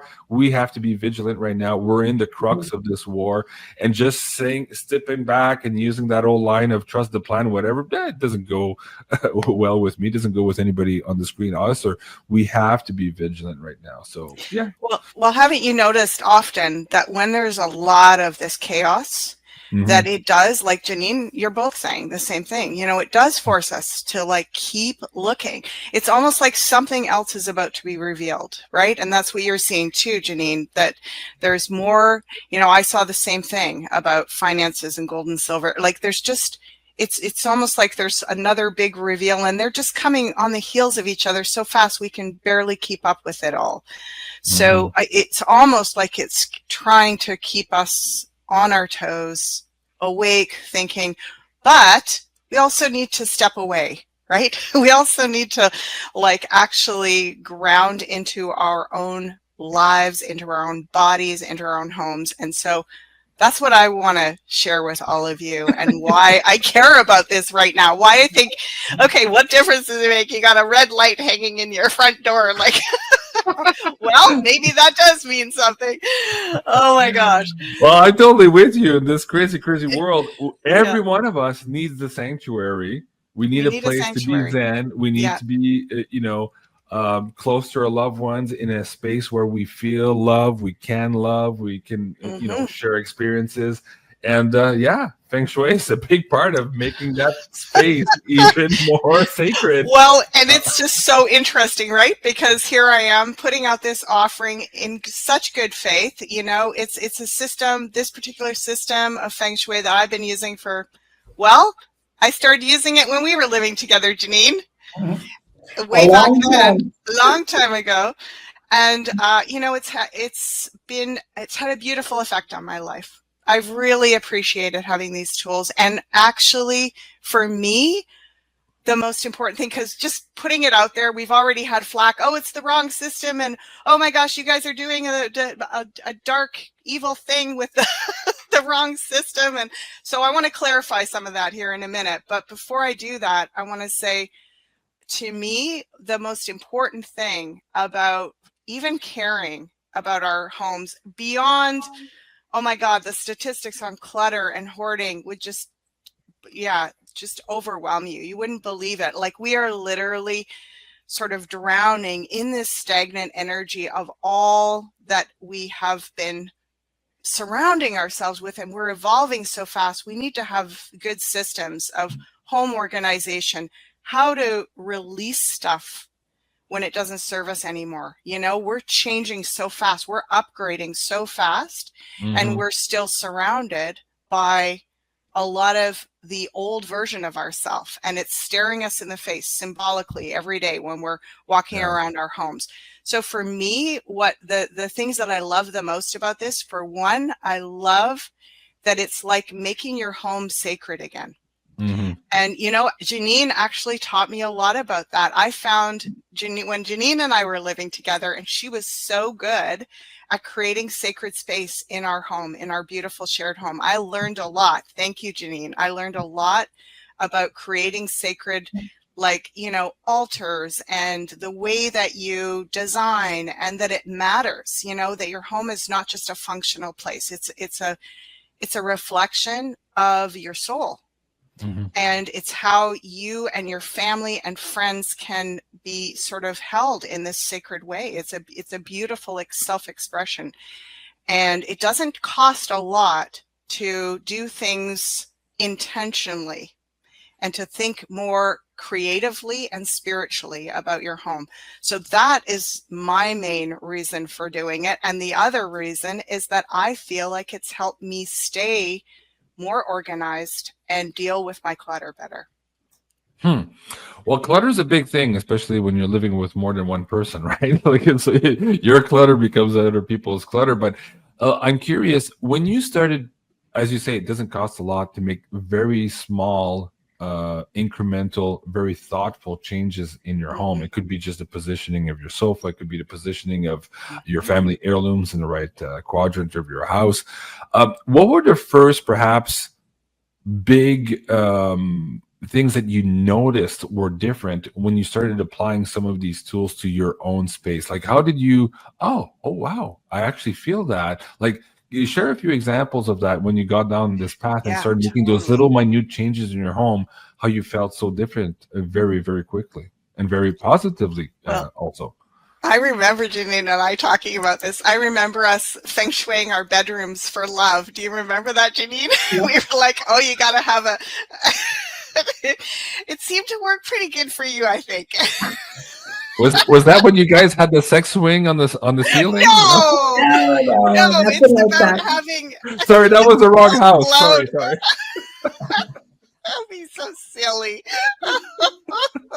Well, I ended up meeting one of my soulmates. Yeah, it was about I had to clear up energy with him, and having my beautiful son Cache with this fellow. And we're really good friends still, but not haven't been together as a couple for a really long time. But I soon found out, that was in a past life. Okay, we're done whatever we were learning there, but absolutely never regretted that. But shortly after I did change around my room, and Michelle and I were looking into feng shui. Yeah, I met Cache's dad, and then had Cache a couple of years right? later. Yeah, so that was one example. That was one example of, an instant what we were focusing on and putting energy towards, we noticed it.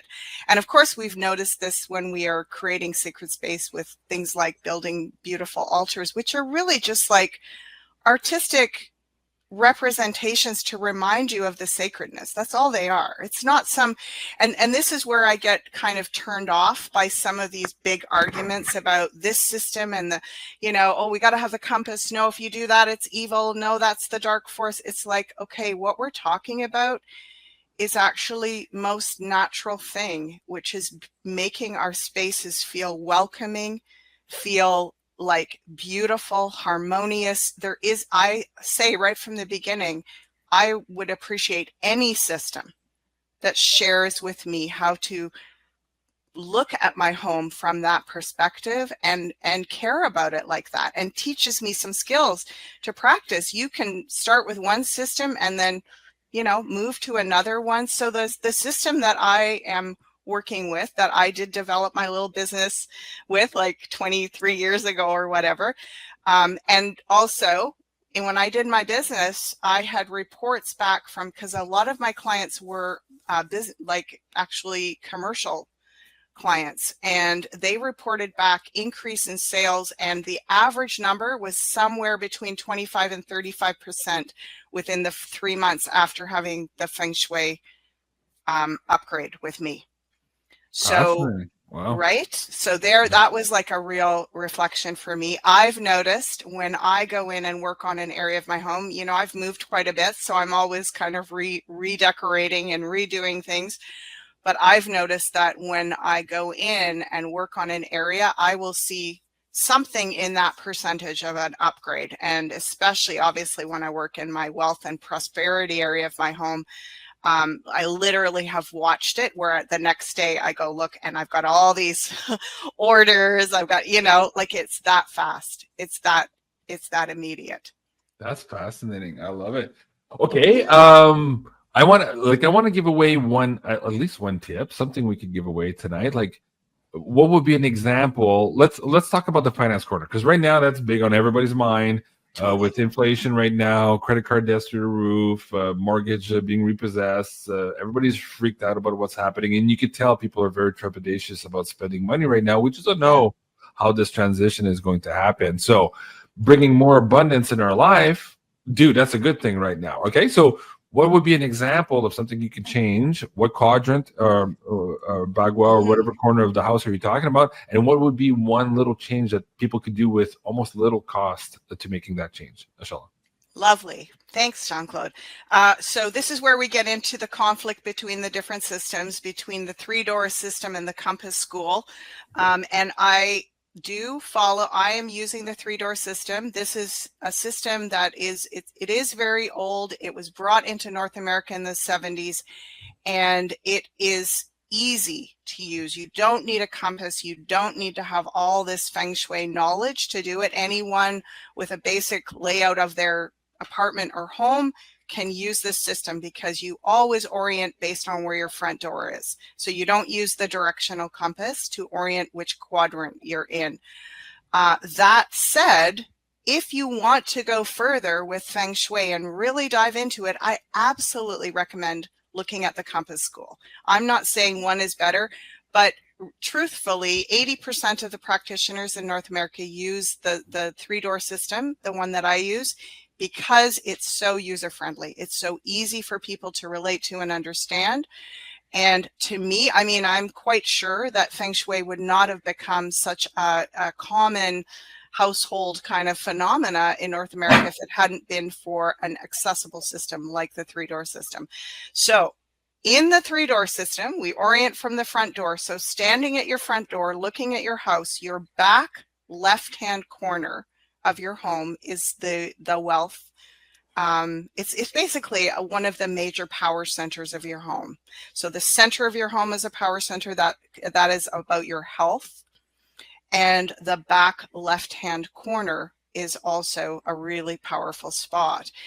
And so what I always like to say to begin with everybody is lighting. That's when I did commercial consultations for feng shui. Lighting was the first thing. It was probably the major upgrade that make the most difference for people. So if that, obviously clutter, you don't want clutter. You don't want dead things. You don't want broken things. You don't want your trash cans. If your trash cans are there, well, you want to make it feel like it's the Royal Palace trash cans, right? You want to make it feel like they're, you know, this is, I say if it's your laundry room, make it feel like a spa oasis in your laundry room, because it's your power and wealth corner. And, you know, colors, green, gold, red, like good lighting and something that indicates to you that this is not just a functional space, but it is a power spot. So it could be something as simple as you hang a little picture there of, you know, you put a framed bill of your first, the first money you earned, or maybe a piece of your silver or gold framed up there or something. You're just putting something there so that when you walk by or when you walk in and out, if that's a closet or whatever it is, you're going to be reminded, this is powerful. This is a spot in my home. You know, people hang up those affirmations. It's like giving yourself a subconscious affirmation that is in that spot to remind you of that. Fascinating. I love it. Do you want to do one for the love corner as well? Sure, why not? Okay, why not? I'm going to give away the whole course, but let's give us No, something here tonight. there's Yeah, lots in there. And by yeah. the way, if you struggle with clutter, the whole first module of this course is about supporting you and getting some systems on how to work with clutter. And like, I literally have a formula for working with it, and people have used it and they've loved it. They've said, oh, I was so, overwhelmed. I didn't know where to start, and your formula really helped me. Oh, very good. So yeah, the whole first module is all about, because you want to kind of start with a blank slate, right? You don't want to, that's one thing we do say in Feng Shui. You don't want to put a whole bunch of energy and lights and color and hang crystals in an area that's really cluttered and congested, because you're actually amplifying that. So Right. the first thing is going to be about, more or less coming to more of a blank slate and organizing yourself. And then what I've noticed is once you do that, and then you lay the Feng Shui, design over top of that, it actually helps it stay clear. That is one of the things that's shocked me over the years. I'm like, and I've asked people that I've helped, and they said, yeah, I don't know why when I moved that thing to this area instead of over there, it stayed clear. I didn't get cluttered anymore. So those kind of interesting little phenomena, right? So yes, the relationship area, same thing. You're standing at your front door. Now you're going to look to the far right-hand side of your house. So looking in your front door, you're going to go to the far right-hand corner, and the whole thing is divided up into 9 segments. So generally speaking, that far right-hand area is where your relationship corner or energy is the strongest. So it's interesting, right? People say, I don't know why I can't get a relationship. You go over there and they have a whole bunch of prickly cactus there, or right? So, or they have pictures of single people, right? So you're thinking about something that's going to remind you about the love and relationships, and just to prioritize that. It isn't, you don't have to have hearts all over the wall or anything, but just something that symbolically represents that for you. And they say if you put things in pairs in that corner, instead of just having one of something, so if you've got plants in that corner, you want it maybe in pairs. And if your bedroom is in that corner, well, Janine and I, there's whole cures around how to work with the bedroom for Feng Shui, but So you would put 2 sex wings? You're incorrigible tonight. Janine, what are we going to do with him? He's in Aries. There's nothing to do about it. It's a good thing I got my moon in Aries. I can really roll with that. Yeah.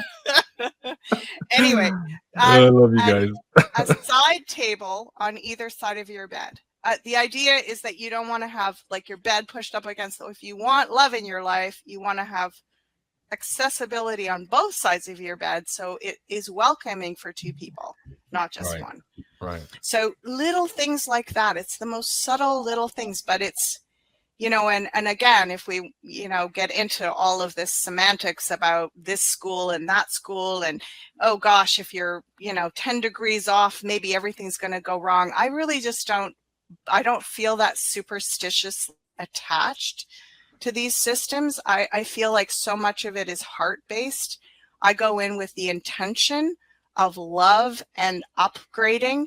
Yeah. And I don't go in fearful that I'm going to do something wrong and I'm going to be punished and spirit's going to be punishing me. I go in and say, wow, I want to make this space feel so beautiful and alive and representative of me and where I'm evolving to, and Right. welcoming to my loved ones. So I don't really focus on the superstition. And I also really encourage people to use their own instincts, apply some of these suggestions, see how it feels, use your own sense. And of course, you can also douse on it. which we Hey, that's a learned in good the point, too. pendulum dowsing course. Right. Let me bring up the course description for the audience members here too who are thinking about this. First of all, guys, it's $33. You have 10% off right now with the coupon code, and there's a lot of information there too. And there's a Q&A session coming up live also, so that you can log into that and take part in that Q&A. Ask your questions, maybe show some pictures of your house layouts, the things you want to do too. So Coco is probably going to help manage that particular Q&A as well. So let's talk about what you're going to learn in here. Break this down for the audience members here, Ashala. I can't see it. Well, there you go. There we go. Okay. Foundational principles of modern feng shui. That's pretty straightforward. How to use this Bagua map. It sounds really strange, but it's basically the template that shows you the 9 segments, and it just describes what goes in what area. Basically, not even so much what goes in that area, but what is that area about. And then you know, as I was saying earlier, you consider that to be the sacred zone in your home where you're going to remember that. So if it's children and creativity, for example, you're going to honor something to do with either your inner child, your creative self. You're going to maybe stay away from certain things in that area that kind of bring you down and don't make you feel creative, right? And if you've got something in that area already that is quite a downer, you know, there's ways that you can uplift it. Really easy, simple little cures. So yeah, practical low-cost feng shui cures to shift the energy fast, how to spot and clear stagnant, harmful energies from your home and land. So this is kind of like the next level of, we did the dowsing level 1, we did the dowsing rods, and this is going into, now we're looking at your home, and you can extend this sort of Bagua map all the way out to the outer edges of your property as well. So it's really like cool. you are literally, you know, with your intentions and with these small adjustments, and of course, a lot of clearing of your clutter, you are creating that sacred space in your whole area, your home and your land. Yeah, I'm excited for a lot of members about decluttering. I think everybody needs that. But this one caught my eye. What's the spiritual significance of the 2025 wood snake? The spiritual significance is shedding skins. This is the year of letting go of the old. So this is what I've been saying, you know, we are going through such massive transformation. We're evolving, we're up leveling, we're ascending, upgrading so fast. And yet we're still surrounded by the stuff that we had, you know, 10, 15, 20, 30 years ago, whatever. You know, if you haven't moved stuff around or haven't cleaned things out, you're in that energetic all the time. So does it mean you get rid of everything? No, it doesn't. But there is a system of how to really determine what is with you now, like what is in the frequency that you're in now and where you want to go, and what is maybe meant to just be put aside for a while, and you decide, like, there's whole categories of the maybes. Yeah. You know, and how to sort through those things. And of course, I don't recommend doing all of this at once. You don't just clear your whole house right away, but you know, you take it zone by zone and you'll feel the shift in your energy. You'll feel that you suddenly are having a more expansive experience of where you're Let me going. ask you, what's the number one benefit that you feel right away by decluttering? Does it hit you in your personal well-being? Does it hit you in your creativity? Does it hit you in your relationships and your finance? Where does it hit you first to remove all of that stagnant energy that no longer serves you? Where do you see it first? I would say your emotional well-being. I would say, you know, and my Feng Shui mentor, she told a story about a guy that called her, he was suicidal. And she told him to go, and she was like, she was working with another client. She was like, I can't help you right at this moment. Go and just do one thing for me. Go and clean your junk drawer. Yeah. That's what she told him. And he did it. And then she contacted him a couple hours later, and he was like, you know what? I actually feel better. Like there's something mentally, emotionally that brings us, it grounds us, it helps us to come into alignment in ourselves, because we're walking around, and if we see that disorientation around us, obviously you don't have to be a neat freak and have everything in just so, but if you see something that's for months and sometimes years been stagnant and out of whack, you're telling yourself something. You're giving yourself a subliminal message. Mm-hmm. So it is, I feel like it's emotional well-being, and boy, do we all need that right now, right? Absolutely. Absolutely. You know, and I think moving into a new home, it's such a great time to do it, because it's like, well, you're sort of almost starting from scratch. So, Mhm. you know, it's still fresh enough that you can be like, hey, let's move the furniture around. Let's do it like this. Let's try this, you know? So it's also very good for if you're about to either make a move or you've just moved into a new place. Excellent. Wow. Thank you, guys. I mean, that's it. There's no reason that why not to try this. Check it out. Feng Shui 10 is the coupon code. You save 10% here on beyondmystic.academy. Before we go, though, I want to ask Janine to pull some cards on Feng Shui, on decluttering right now, on doing all these little things that can improve our emotional well-being as we face all of these external changes and maddening changes in some cases, and confusion is a big part of it too. People, as we said at the beginning of the show, we're fatigued by all of this, and the clutter in your house also brings to that fatigue. I totally understand what Ashala is saying on that. So let's do a poll from Universe on how Feng Shui, why Feng Shui is important, and why everybody should give this a try. Jenny. Can I just tell a little personal quick story Sure, first? of course, we love those. Okay, so I'm sitting in the wealth corner. My office is the wealth corner, so that's fun. Yeah. Look what's right in front of me. Talk about a power thing. So these beautiful women in Alberta created this. I believe they're sisters. There's 23 ravens. They hand drew and then created them with fabric and made me this. This is a shawl. It's a ritual shawl. And I've got a picture, a video clip of me wearing it. And I, as soon as I put it on, so they gave it to me as a gift. They loved my channel, and they were at the this last convention, these two sisters. And I'm trying to get them to come out to Haida Gwaii, but they're just wonderful women.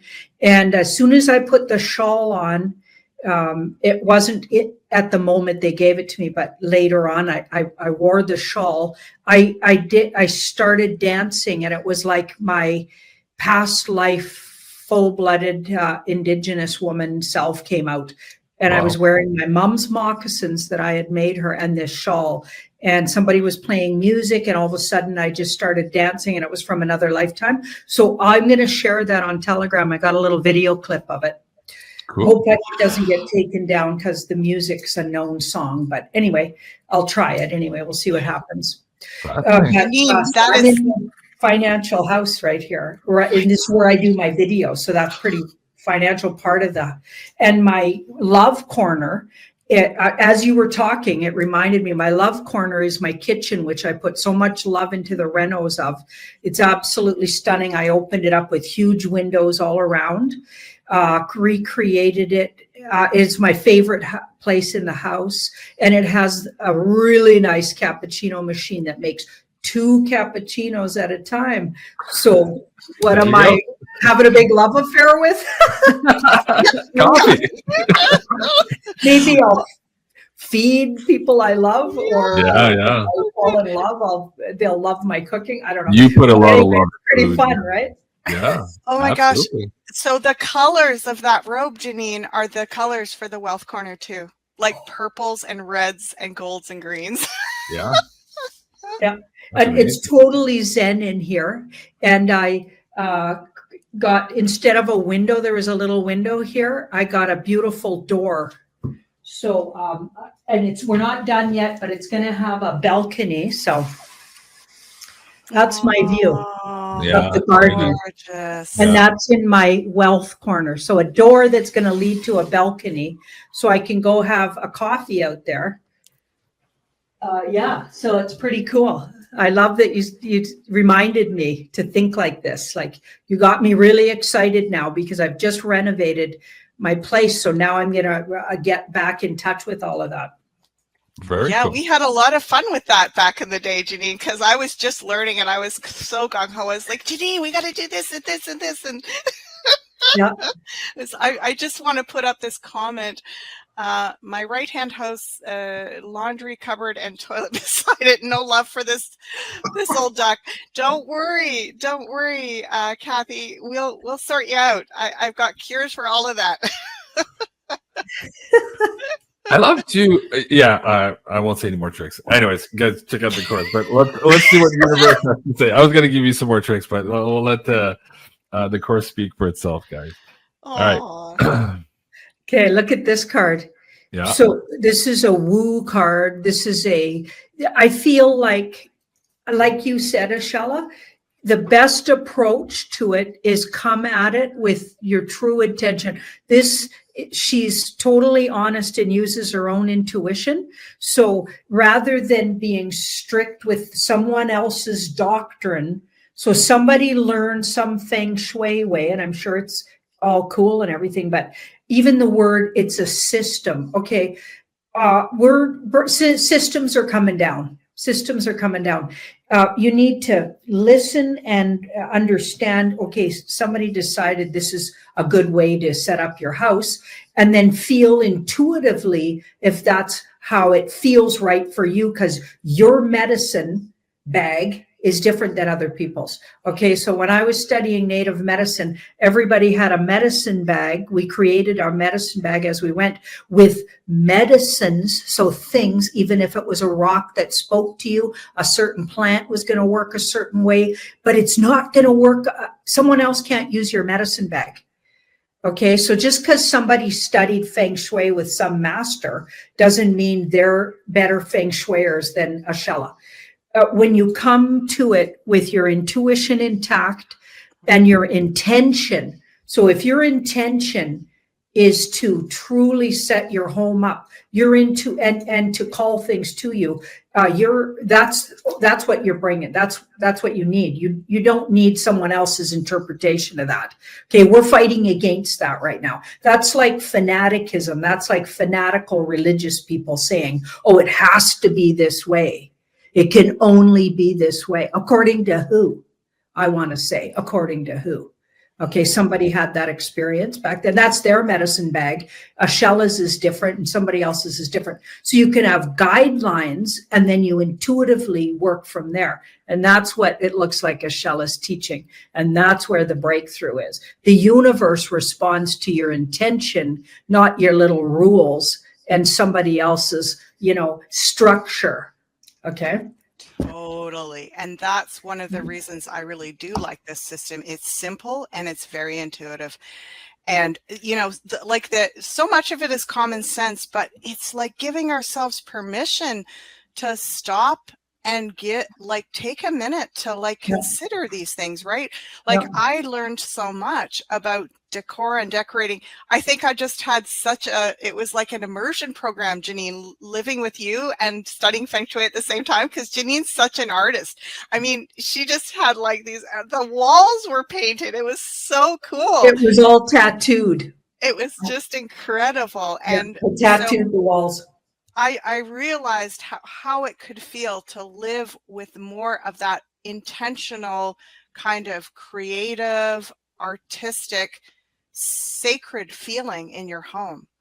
And so that's what I'm inviting you into. And I say all the way through it, these are just suggestions, but it gets you going. It gets you creative. You have fun with it. And you look around and you go, wow, this feels so good. And it's so often when I would do a feng shui consult with someone in their home, for example, we do all this stuff and I just give them all these suggestions, come back a couple of weeks later, kind of do the final touches, do the final clearing and stuff like that. And they'd be like, I can't believe it. It's the same stuff I had before, but it feels, my home feels like, now it feels like a sanctuary. Yeah. Yeah. Beautiful. It looks really healing. Yeah.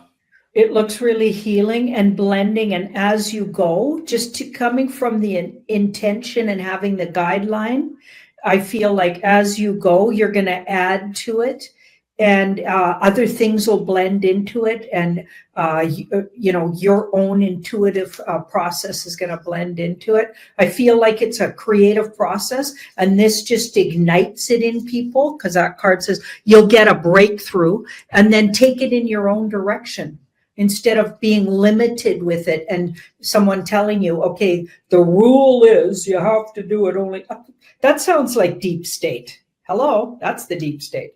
No, what is your intention going in? You got a general guideline, and it looks like, Ashella, what you're bringing here, that's exactly what we need here. That's exactly what we need. It'll heal not only things in your life, but maybe some deep part inside people. So it'll remind themselves, because people remember, your home is a reflection of how you feel about yourself. So if you're spending time and putting some energy into it, it's like healing something deep inside you and making yourself important again too. Dude, I love it. Thank you. Thank you, both of you. Guys, again, check it out on the Academy. Now, are you going to eventually maybe offer this also as a consultation? Like I know you do tarot consultations on Beyond Mystic for people who might want to give you a call, show you house plans and all that. Like, is that something you may be doing? And if you would love to do that? Love to do that. We haven't talked about that, but here it goes, folks. We're talking about it. Yeah, there you go. Okay, well, something for the fall season. Maybe we have a few launches already in the queue that Coco is working on. But I took note of it. I think that would be important. A lot of people were asking in the chat, "Hey, JC, like, can we do one-on-ones on this?" I'm like, "Yeah, if she wants to, Ashella, that'd be great." Totally. Wow, amazing. All right. You want to give away some prizes? More prizes? What do you guys think? Yes. Yeah. All right. So I have another. We'll do the Sending Ravens T-shirt next, and the whole sex swing thing. I didn't think that sounded weird, but Janine and I had a really, really good time, and really fun with her sex swing. We totally did. And so I want to ask you guys, I'm going to give it away. I'm going to give this T-shirt away to the person who tells me where Janine and I started talking about the sex swing first. Do you guys remember where that reference comes from? And if you do, like, that's probably 5 years now, maybe 4 years ago. I'm curious if you guys remember. Janine, do you remember? No. You don't remember? No idea. Are you sure? JC, I think you might have been dreaming, man. No. I still have the episode. I remember the episode. Oh my goodness. I remember the poster of the episode even. Oh, Guys, somebody knows about this? In her Alberta house. There you go. That's right. So we did a house tour or a housewarming tour live on video. Oh, yes, I remember that. And you were going around the corner, and it was a macrame plant thing. But I thought, and everybody in the live chat thought it was a sex swing.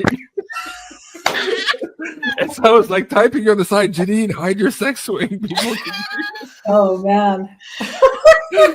Just a macrame plant, guys.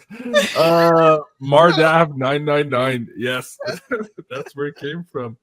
Do you still have that house, Janine? Do you rent it out, or did you sell that house? That's gone. I sold it.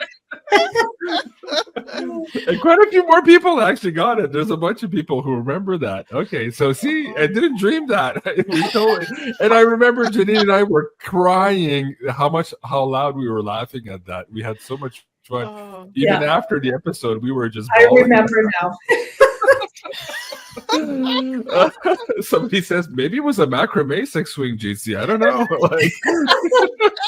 Maybe it was. Maybe that's why Janine was so red on her cheeks. Oh my god. Okay, so that was that T-shirt. I have to give away also some soaps. Let's do that one next. Aline, Floraline Farms. There you go. Okay, so we'll give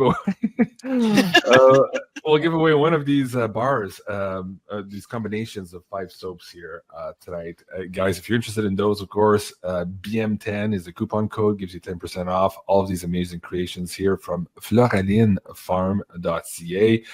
We're going to be giving away one of these kits here tonight. Janine, do you have a question for the audience members to give away this one? Oh boy. Do you want to do something about Ozzy?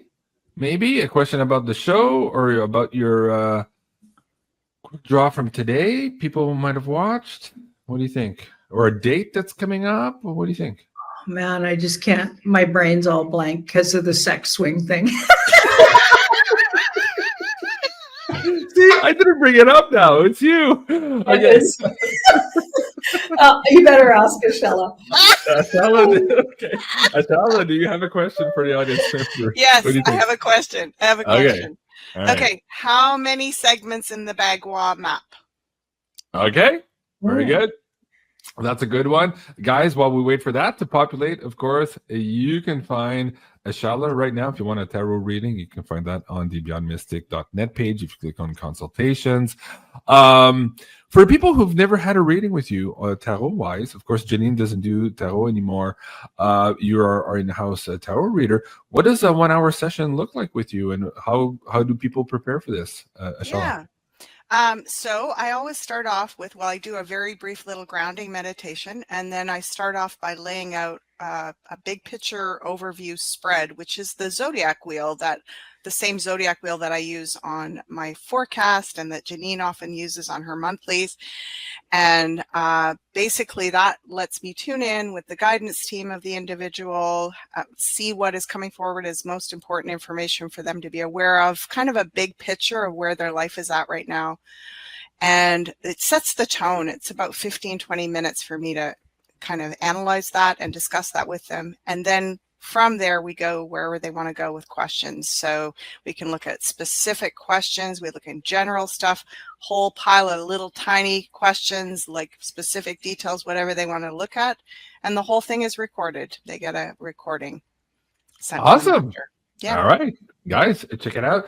And I know from experience, having had Ashella read for me, and actually I had the last one was with you, Janine, and your daughter, Crystal. That blew my mind also. You guys are absolutely powerful.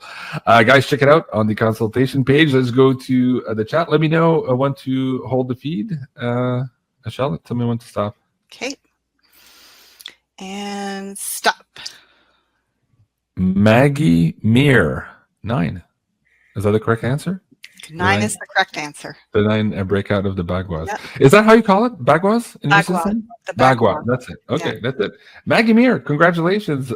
You got these amazing soaps here from Aline at Floraline Farm. A big thank you to Aline, of course, giving these beautiful gifts for the audience tonight. Maggie, if you go to beyondmystic.net, just send me an email there and I'll have that sent out to Aline so she can contact you and send these out to you in the mail here very shortly. Man, crazy stuff happening. Energies are through the roof. Let me ask you very quickly before we go here. We're running the show a little bit long. What do you tell your audience members or people who are doing your readings right now on how to cope with all of these changes, the frustrations of it all, the people being slack-jawed around you, not understanding the world they live in? Like, what would be advice here to traverse these times? Ashella, let me start with you.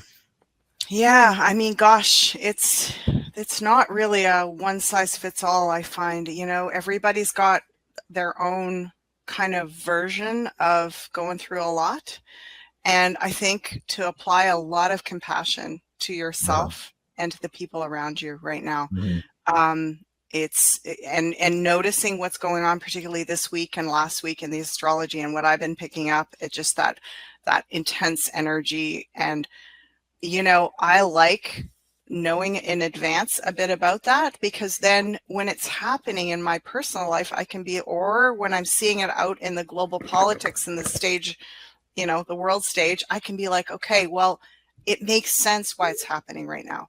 Like I'm not the only one. I'm not going crazy. It's not just me. So I think staying connected with the news in this really beautiful way that we do on this channel, and also really having compassion and not taking this personally, because you can see we're all in it.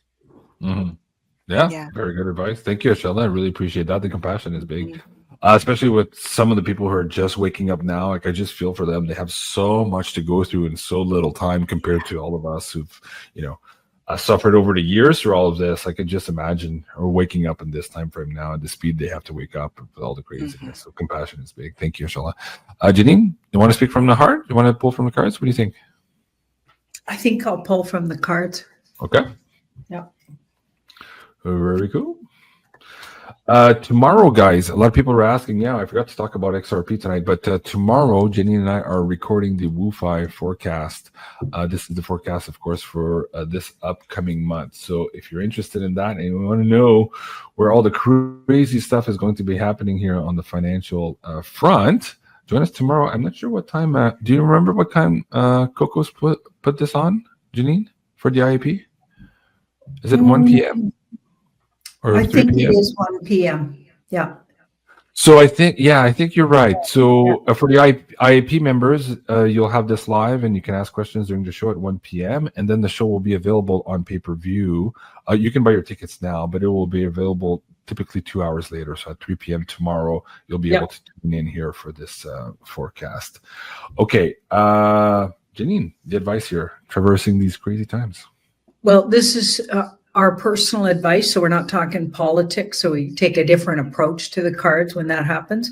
So we've got the Lovers. So how to be, so what to bring, balance. Okay. There's and diplomacy. So, like giving things time before you so not just reacting right away when you hear something, see something, or Trump says something weird or somebody says something weird, just remember that things are kind of wacky. They've been really out of whack for the last couple of months. And I feel like we're moving out of that troubled water.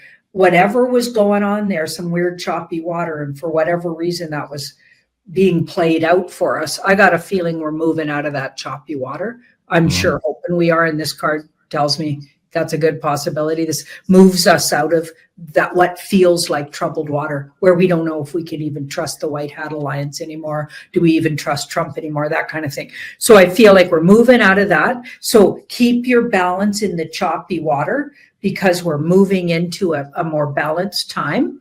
We're even going to be surprised. So this card surprises us, some even pleasant surprises. I know there's lots of gut punches too, and there's been all along, but don't forget to notice the pleasant surprises that happen too, and the good stuff, right? The good stuff. Because Page of Wands says we're going to get a glimpse at just why we even went through. I feel like we're going to have some of the, even if it's just a tip of an answer on why things were so weird in the last 2 months, I feel like we're going to start putting together, it's like we're coming out of that, it looks like, and start putting the pieces of the puzzle together so we can understand, step back a little and start understanding what the heck just played out here. We weren't getting it, right? That'll be a welcome reprieve. Absolutely. Yeah. Very good. Wow. Thank you, Janine, for that. I appreciate that. Thank you, Janine and Ashella, for the hearty belly laugh. I think somebody said in the chat. Everybody was having a good time in the show tonight. That's good. We needed to laugh and have some fun together. Yes. Who was it? Somebody else says that 6 wings was a full belly laugh. Absolutely needed. There you go. Okay. Đang nói thẳng nhé. Hắn nhớ tới lời của Hồng Minh Tử đã nói, xúc động nói: đàn ông sợ đi sai đường, phụ nữ sợ đánh nhầm chồng. Đây là đại sự cả đời, sao không cẩn thận được chứ? Đàn ông đi sai đường còn có thể đi lại, phụ nữ lấy nhầm chồng thì cả đời bị nhầm. Dương Lăng đối với chuyện đại sự cả đời của điện hạ nào dám làm qua loa, nhưng hắn bất đắc dĩ nói: Dương Lăng không biết nên làm thế nào để giúp điện hạ chọn được một vị phò mã vừa ý. Thần luôn không xa quan tâm tới chuyện chưa vương quán, thực sự là vì không thấy như vậy có thể chọn ra được một vị hôn phu khiến cho công chúa hài lòng. Trở ra một phò mã như vậy là chơi đánh bạc. Dương Lăng chính là muốn quan tâm tới chỗ đó. Đối với canh bạc này, hoặc thua hoặc thắng cũng không thể giành thêm được lợi thế. Tiếng thở hồn hển của công chúa Vĩnh Phúc vang tên. Phò mã từ xưa đến giờ là tuyển chọn như vậy, có gì không ổn. Hai tay của Dương Lăng nhất quán không còn cách nào khác nói. Từ xưa như vậy là đúng sao? Thần thì ngày này ở đây có thể làm được gì chứ? Chọn người không ngoại trừ 3 kiểu, một là tướng mạo, hai là tài học, ba là phẩm chất. Mà dù chọn ra được một thiếu niên phong thần như ngọc, tướng mạo tuấn tú, thích hợp làm vị hôn phu sao? Ngay cả một người đàn ông chọn vợ, trước tiên vẫn là chữ đức, huống hồ là phụ nữ. Tướng mạo đẹp không có đức hạnh lỗ mãng. Thần điều tra qua hồ sơ hoàng gia trước đây, tuyển chọn phò mã như vậy không ít chút nào, chỉ là bị quy tắc của hoàng gia đè nặng, không dám ngạo mạn đắc ý mà thôi. Nói lý ra trộm hương cấp ngọc cũng không ít, trong đó phần lớn là sợ hoàng gia không dám tiếp nhận nữ nhân, là chuyện đồng bóng đồng tính. Công chúa Vĩnh Phúc nghe xong mà nóng bừng cả mặt lên. Nàng ở thâm cung nào biết bên ngoài đáng ghê tởm. Công chúa sống trong tầm vương phủ, một năm trôi qua cùng với phò mã chẳng khác gì như lang chất nữ. Nhưng phò mã gia không dám động nữ sắc, vì người ta bắt được thì phải làm sao? Bố vợ hoàng đế giết chết con rể cũng chẳng thèm liếc nhìn đến một cái. Phò mã gia chỉ có thiếu niên, lại xinh đẹp như hoa, cộng thêm đại ninh vốn là còn có nam phong, làm chuyện đồng tính, thậm chí con gái ở thân phận nữ nhân, có gì là ly kỳ. Bản thân đồng tính cùng nằm ngủ chung, hoàng đế như cái quản không nổi chứ. Công chúa Vĩnh Phúc tưởng tượng nếu phu quân của mình là nữ trang đóng giả phụ nữ tới lấy lòng một người đàn ông, trong lòng không khỏi muốn ói. Nàng quay đầu đi chỗ khác, bộ ngực căng tròn phập phồng, cắn chặt môi không nói. Dương Lăng lại nói, hơn nữa tài học, đây là công chúa tuyển phò mã, không phải là triều đình tuyển trạng nguyên. Mặc dù tìm được một đại tài tử thân cao 8 đấu, đại tài tử và vị phú quân tốt cũng chẳng có quan hệ gì với nhau, càng không phải là bảo đảm của vợ chồng ân ái. Còn có phẩm chất, còn nhớ trước đây triều đình có một vị công chúa tuyển phò mã là vị Hiếu Liêm, phẩm chất của người đó cao thượng, chí nhân chí hiếu, không bất kính với ai. Kết quả là vợ cùng với công chúa đã bực bội thay quần áo cũ, rời khỏi phò mã phủ trở về nhà ở. Đó là một ý chí trượng phu và khí độ của người đàn ông sao? Thật ra hắn rất chí hiếu, lão mẫu chết bệnh, hắn liền tuyệt thực với người mẹ đã mất. Hiếu đạo vô cùng nhuần nhuyễn, đó là đạo làm chồng, là đạo làm cha sao? Tuyển phu quân, tướng mạo tài học, nhân phẩm cố nhiên là quan trọng, lại không phải là gấp nhất. Hiện giờ để thần vì điện hạ mà tuyển phò mã lại chỉ có thể bắt tay vào từ những phương diện này. Công chúa, người bà thần phải làm thế nào? Công chúa Vĩnh Phúc hoang mang lo sợ nói, vậy theo ý của quốc công, phò mã này có nên tuyển không? Dương Lăng im lặng hồi lâu mới khẽ lắc đầu, nói, không cần tuyển. Phò mã là phu quân của công chúa, có thể ân ái vợ chồng hay không cần phải xem phò mã có thích công chúa hay không, công chúa có thích phò mã hay không. Nếu cả hai người yêu thương nhau, đó là vợ chồng ân ái, nhưng công chúa có cơ hội đi làm quen với họ, ai biết hợp ý với mình. Còn trái tim mình thì sao? Không có cơ hội, mãi cho tới đêm động phòng hoa trúc, công chúa mới biết được tướng mạo của phò mã ra. Về phần hắn ta có hợp ý mình hay không, đó đã là chuyện sau khi thành thân rồi. Công chúa Vĩnh Phúc từ trước đến giờ không cảm thấy phụ nữ đang mong được trứng tuyển phu quân. Đêm động phòng mới gặp phu quân, có gì kỳ lạ đâu. Dù sao chuyện này là bản thân nàng tự hiểu mà cũng chứng kiến nhiều. Mọi người đều làm như vậy, nói như vậy, hiểu như vậy, thì rất ít người nghĩ nó có hợp hay không. Lúc này Dương Lăng vừa mới nói, nàng mới cảm thấy như vậy thì thật là hoang mang. Công chúa sốt giá, lại khó quay đầu lại. Dù thực sự chọn được một người có tướng mạo, tài học, phẩm đức đều là xuất chúng, tính tình của hắn ta có phù hợp với mình hay không? Giữa vợ chồng quan trọng nhất là cái tình. Nếu tính cách không hợp thì tình còn có ý nghĩa gì? Dùng cả cuộc đời mình để đánh một canh bạc mà không biết kết cục như thế nào. Nghĩ tới đây, trong lòng công chúa Vĩnh Phúc liền bật lên nói, vậy buồn công chúa nên làm thế nào? Dương đại nhân, người túc trí nâng cao, người nhất định là có cách đúng không? Dưới sự kinh hoàng, nàng xưng hô theo thói quen. Dương Lăng thấy nàng sợ hãi, mặt trắng bệch ra, trong lòng cũng thấy mềm nhũn. Nhưng hắn có thể giúp được cũng chỉ có hạn, chỉ có thể trấn an. Chế độ hoàng gia, Dương Lăng không dám tự ý thay đổi, nhưng tính tình của điện hạ Dương Lăng ít nhiều cũng hiểu. Ngày mai lân tuyển, Dương Lăng nhất định sẽ tận tâm tận lực tranh thủ tuyển ra người để công chúa hài lòng. Công chúa Vĩnh Phúc có chút buồn bã, nàng nước mắt nhìn Dương Lăng một cái, bỗng quay người đi, kìm nén cảm xúc, dùng giọng nói cứng nhắc nói, vậy cả đời vợ công chúa đều nhờ cậy vào uy quốc công rồi. Dương Lăng cũng không biết phải nói gì. Hắn cũng không kiêu ngạo ngông cuồng nhảy vào thách chiến với đỉnh cao của xã hội lễ giáo Đại Minh, vi phạm hoặc tự ý sửa chế độ hoàng gia để công cho Vĩnh Phúc chọn được người đàn ông vừa ý. Nếu cầu xin hoàng thượng mở lời vàng, ý nghĩ này chợt lóe lên trong đầu. Không được, chuyện khác hoàng thượng định đoạt được. Việc chọn phò mã hoàng Tây Hậu còn có quyền hơn là hoàng thượng. Bà sẽ cho phép người trong thiên hạ xem hoàng gia là trò cười sao? Để công chúa xuất đầu lộ diện chọn phò mã của mình sao? Dù Thái Hậu đồng ý, với tư cách của Vĩnh Phúc cũng không thể làm được. Dương Lăng ngước đầu chỉ thở dài nói: Dương Lăng tuân mệnh. Điện hạ, Dương Lăng cáo từ. Công chúa Vĩnh Phúc quanh lưng gật đầu với hắn, hai hàng nước mắt từ từ lăn xuống. Quốc công đi thông thả, Vĩnh Phúc không tiễn. Dương Lăng thi lễ lặng lẽ lùi ra sau 2 bước, lướt cái cuối cùng về phía nàng công chúa Đại Minh đầy sủng ái. Lưng của nàng vẫn xinh đẹp, nhưng lúc này lại đầy đau thương, bất lực. Trong lòng Dương Lăng cũng không vui, duy chỉ biết khẽ thở dài, im lặng đi ra khỏi đại điện. Công chúa Vĩnh Thuần đang thấy thú vị, bỗng thấy tỷ tỷ quay người lại, hai hàng nước mắt tuôn rơi, không phải mở tròn hai mắt kinh ngạc. Chu Tương Nhi nhàm chán cũng học theo nàng quỳ xuống thảm suy nghĩ. Lúc này Dương Lăng đã ra khỏi đại điện. Công chúa Vĩnh Phúc nghe thấy tiếng bước chân của hắn đã xa dần, tiếng khóc cũng không kìm được nữa. Nàng nằm dài lên bàn, nắm chặt tay lại, gào khóc, khóc đến nỗi đôi vai run run. Chu Tương Nhi thấy thế liền giật mình lên tiếng.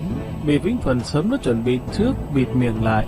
Hai mắt Chu Tương Nhi mở trợn trừng lên, quay đầu sang nhìn Vĩnh Thuần, sau đó hai đầu nhét chung một chỗ cùng nhìn ra ngoài. Công chúa Vĩnh Phúc nước mắt đầm đìa, thương tâm khóc lóc. Muốn ta tự tìm người mình thích ư? Ta thích thì có tác dụng gì chứ? Ta thích ngươi, nhưng ta có thể lấy ngươi không? Thậm chí ta cũng không thể thổ lộ tâm sự của mình với bất kỳ ai. Nếu ta không gặp ngươi thì tốt biết mấy. Vì sao phụ hoàng lại triệu ngươi về kinh? Vì sao lại để ta gặp ngươi? Vì sao hắn ta lại lấy vợ sớm như vậy? Vì sao ta lại là một công chúa? Công chúa Vĩnh Thuần vỗ mông Chu Tương Nhi. Hai người thận trọng lùi ra phía sau đó lặng lẽ vòng qua góc điện nín thở, rón ra rón rén xuyên qua cửa lệch bên tường tới phía sau, hồn hển thở dốc mấy cái. Vĩnh Thuần, tỷ, ngươi thích Dương Lăng rồi, tỷ ấy thích cái người họ Dương đó. Vừa nín thở, Chu Tương Nhi đã khẽ kêu lên. Ta biết. Vẻ mặt của Vĩnh Thuần căng lên, rất nghiêm túc. Vậy làm sao bây giờ? Chu Tương Nhi rất khẩn trương nói. Không cần căng thẳng. Con gái thầm thích một người đàn ông, người đó còn có một đống lão bà, rất mất mặt đấy. Người dám nói ra, để tỷ ta mất mặt, sau này ta sẽ không thèm để ý tới người nữa. Vĩnh Thuần không yên tâm dặn dò. Nhưng trưởng công chúa thích Dương Lăng. Chu Tương Nhi ngẫm lại vẫn không yên tâm lại hỏi. Vậy thì thế nào? Chờ tỷ ấy tuyển phò mã được rồi thì sẽ không thể thích hắn được nữa.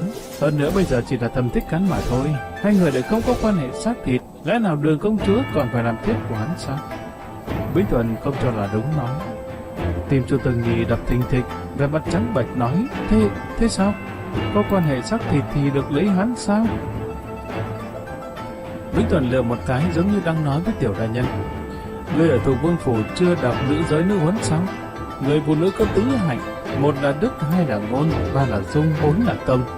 Thanh nhàn trinh tĩnh, thủ tiết trình tề, hạnh mình có hổ thẹn, động tĩnh có phép gọi là đức. Người con gái phải hiền lương trinh tiết theo suốt từ đầu tới cuối. Thân thể chỉ có phu quân của mình mới được động tới, nếu người đàn ông khác động tới đó là làm vần đục thanh danh. Nàng lấy bàn tay nhỏ bé của mình cua một đao, xoẹt hút hết. Chu Tương Nhi hoảng sợ, bỗng cảm thấy hai chân mềm nhũn ra, ngón chân bị co rút giống như là đứng không vững rồi. Về mặt Vĩnh Thuần hung tợn. Cái này cũng chưa đáng gì. Một người phụ nữ chính tiết, trinh liệt, thực sự còn phải nghĩ cách để giết chết những tên vô lễ với người. Chém thành trăm mảnh, nghiền xương thành tro, sau đó cả đời không hiếp chồng thể hiện sự trong trắng, nếu không sẽ theo hắn để tính sổ. Đó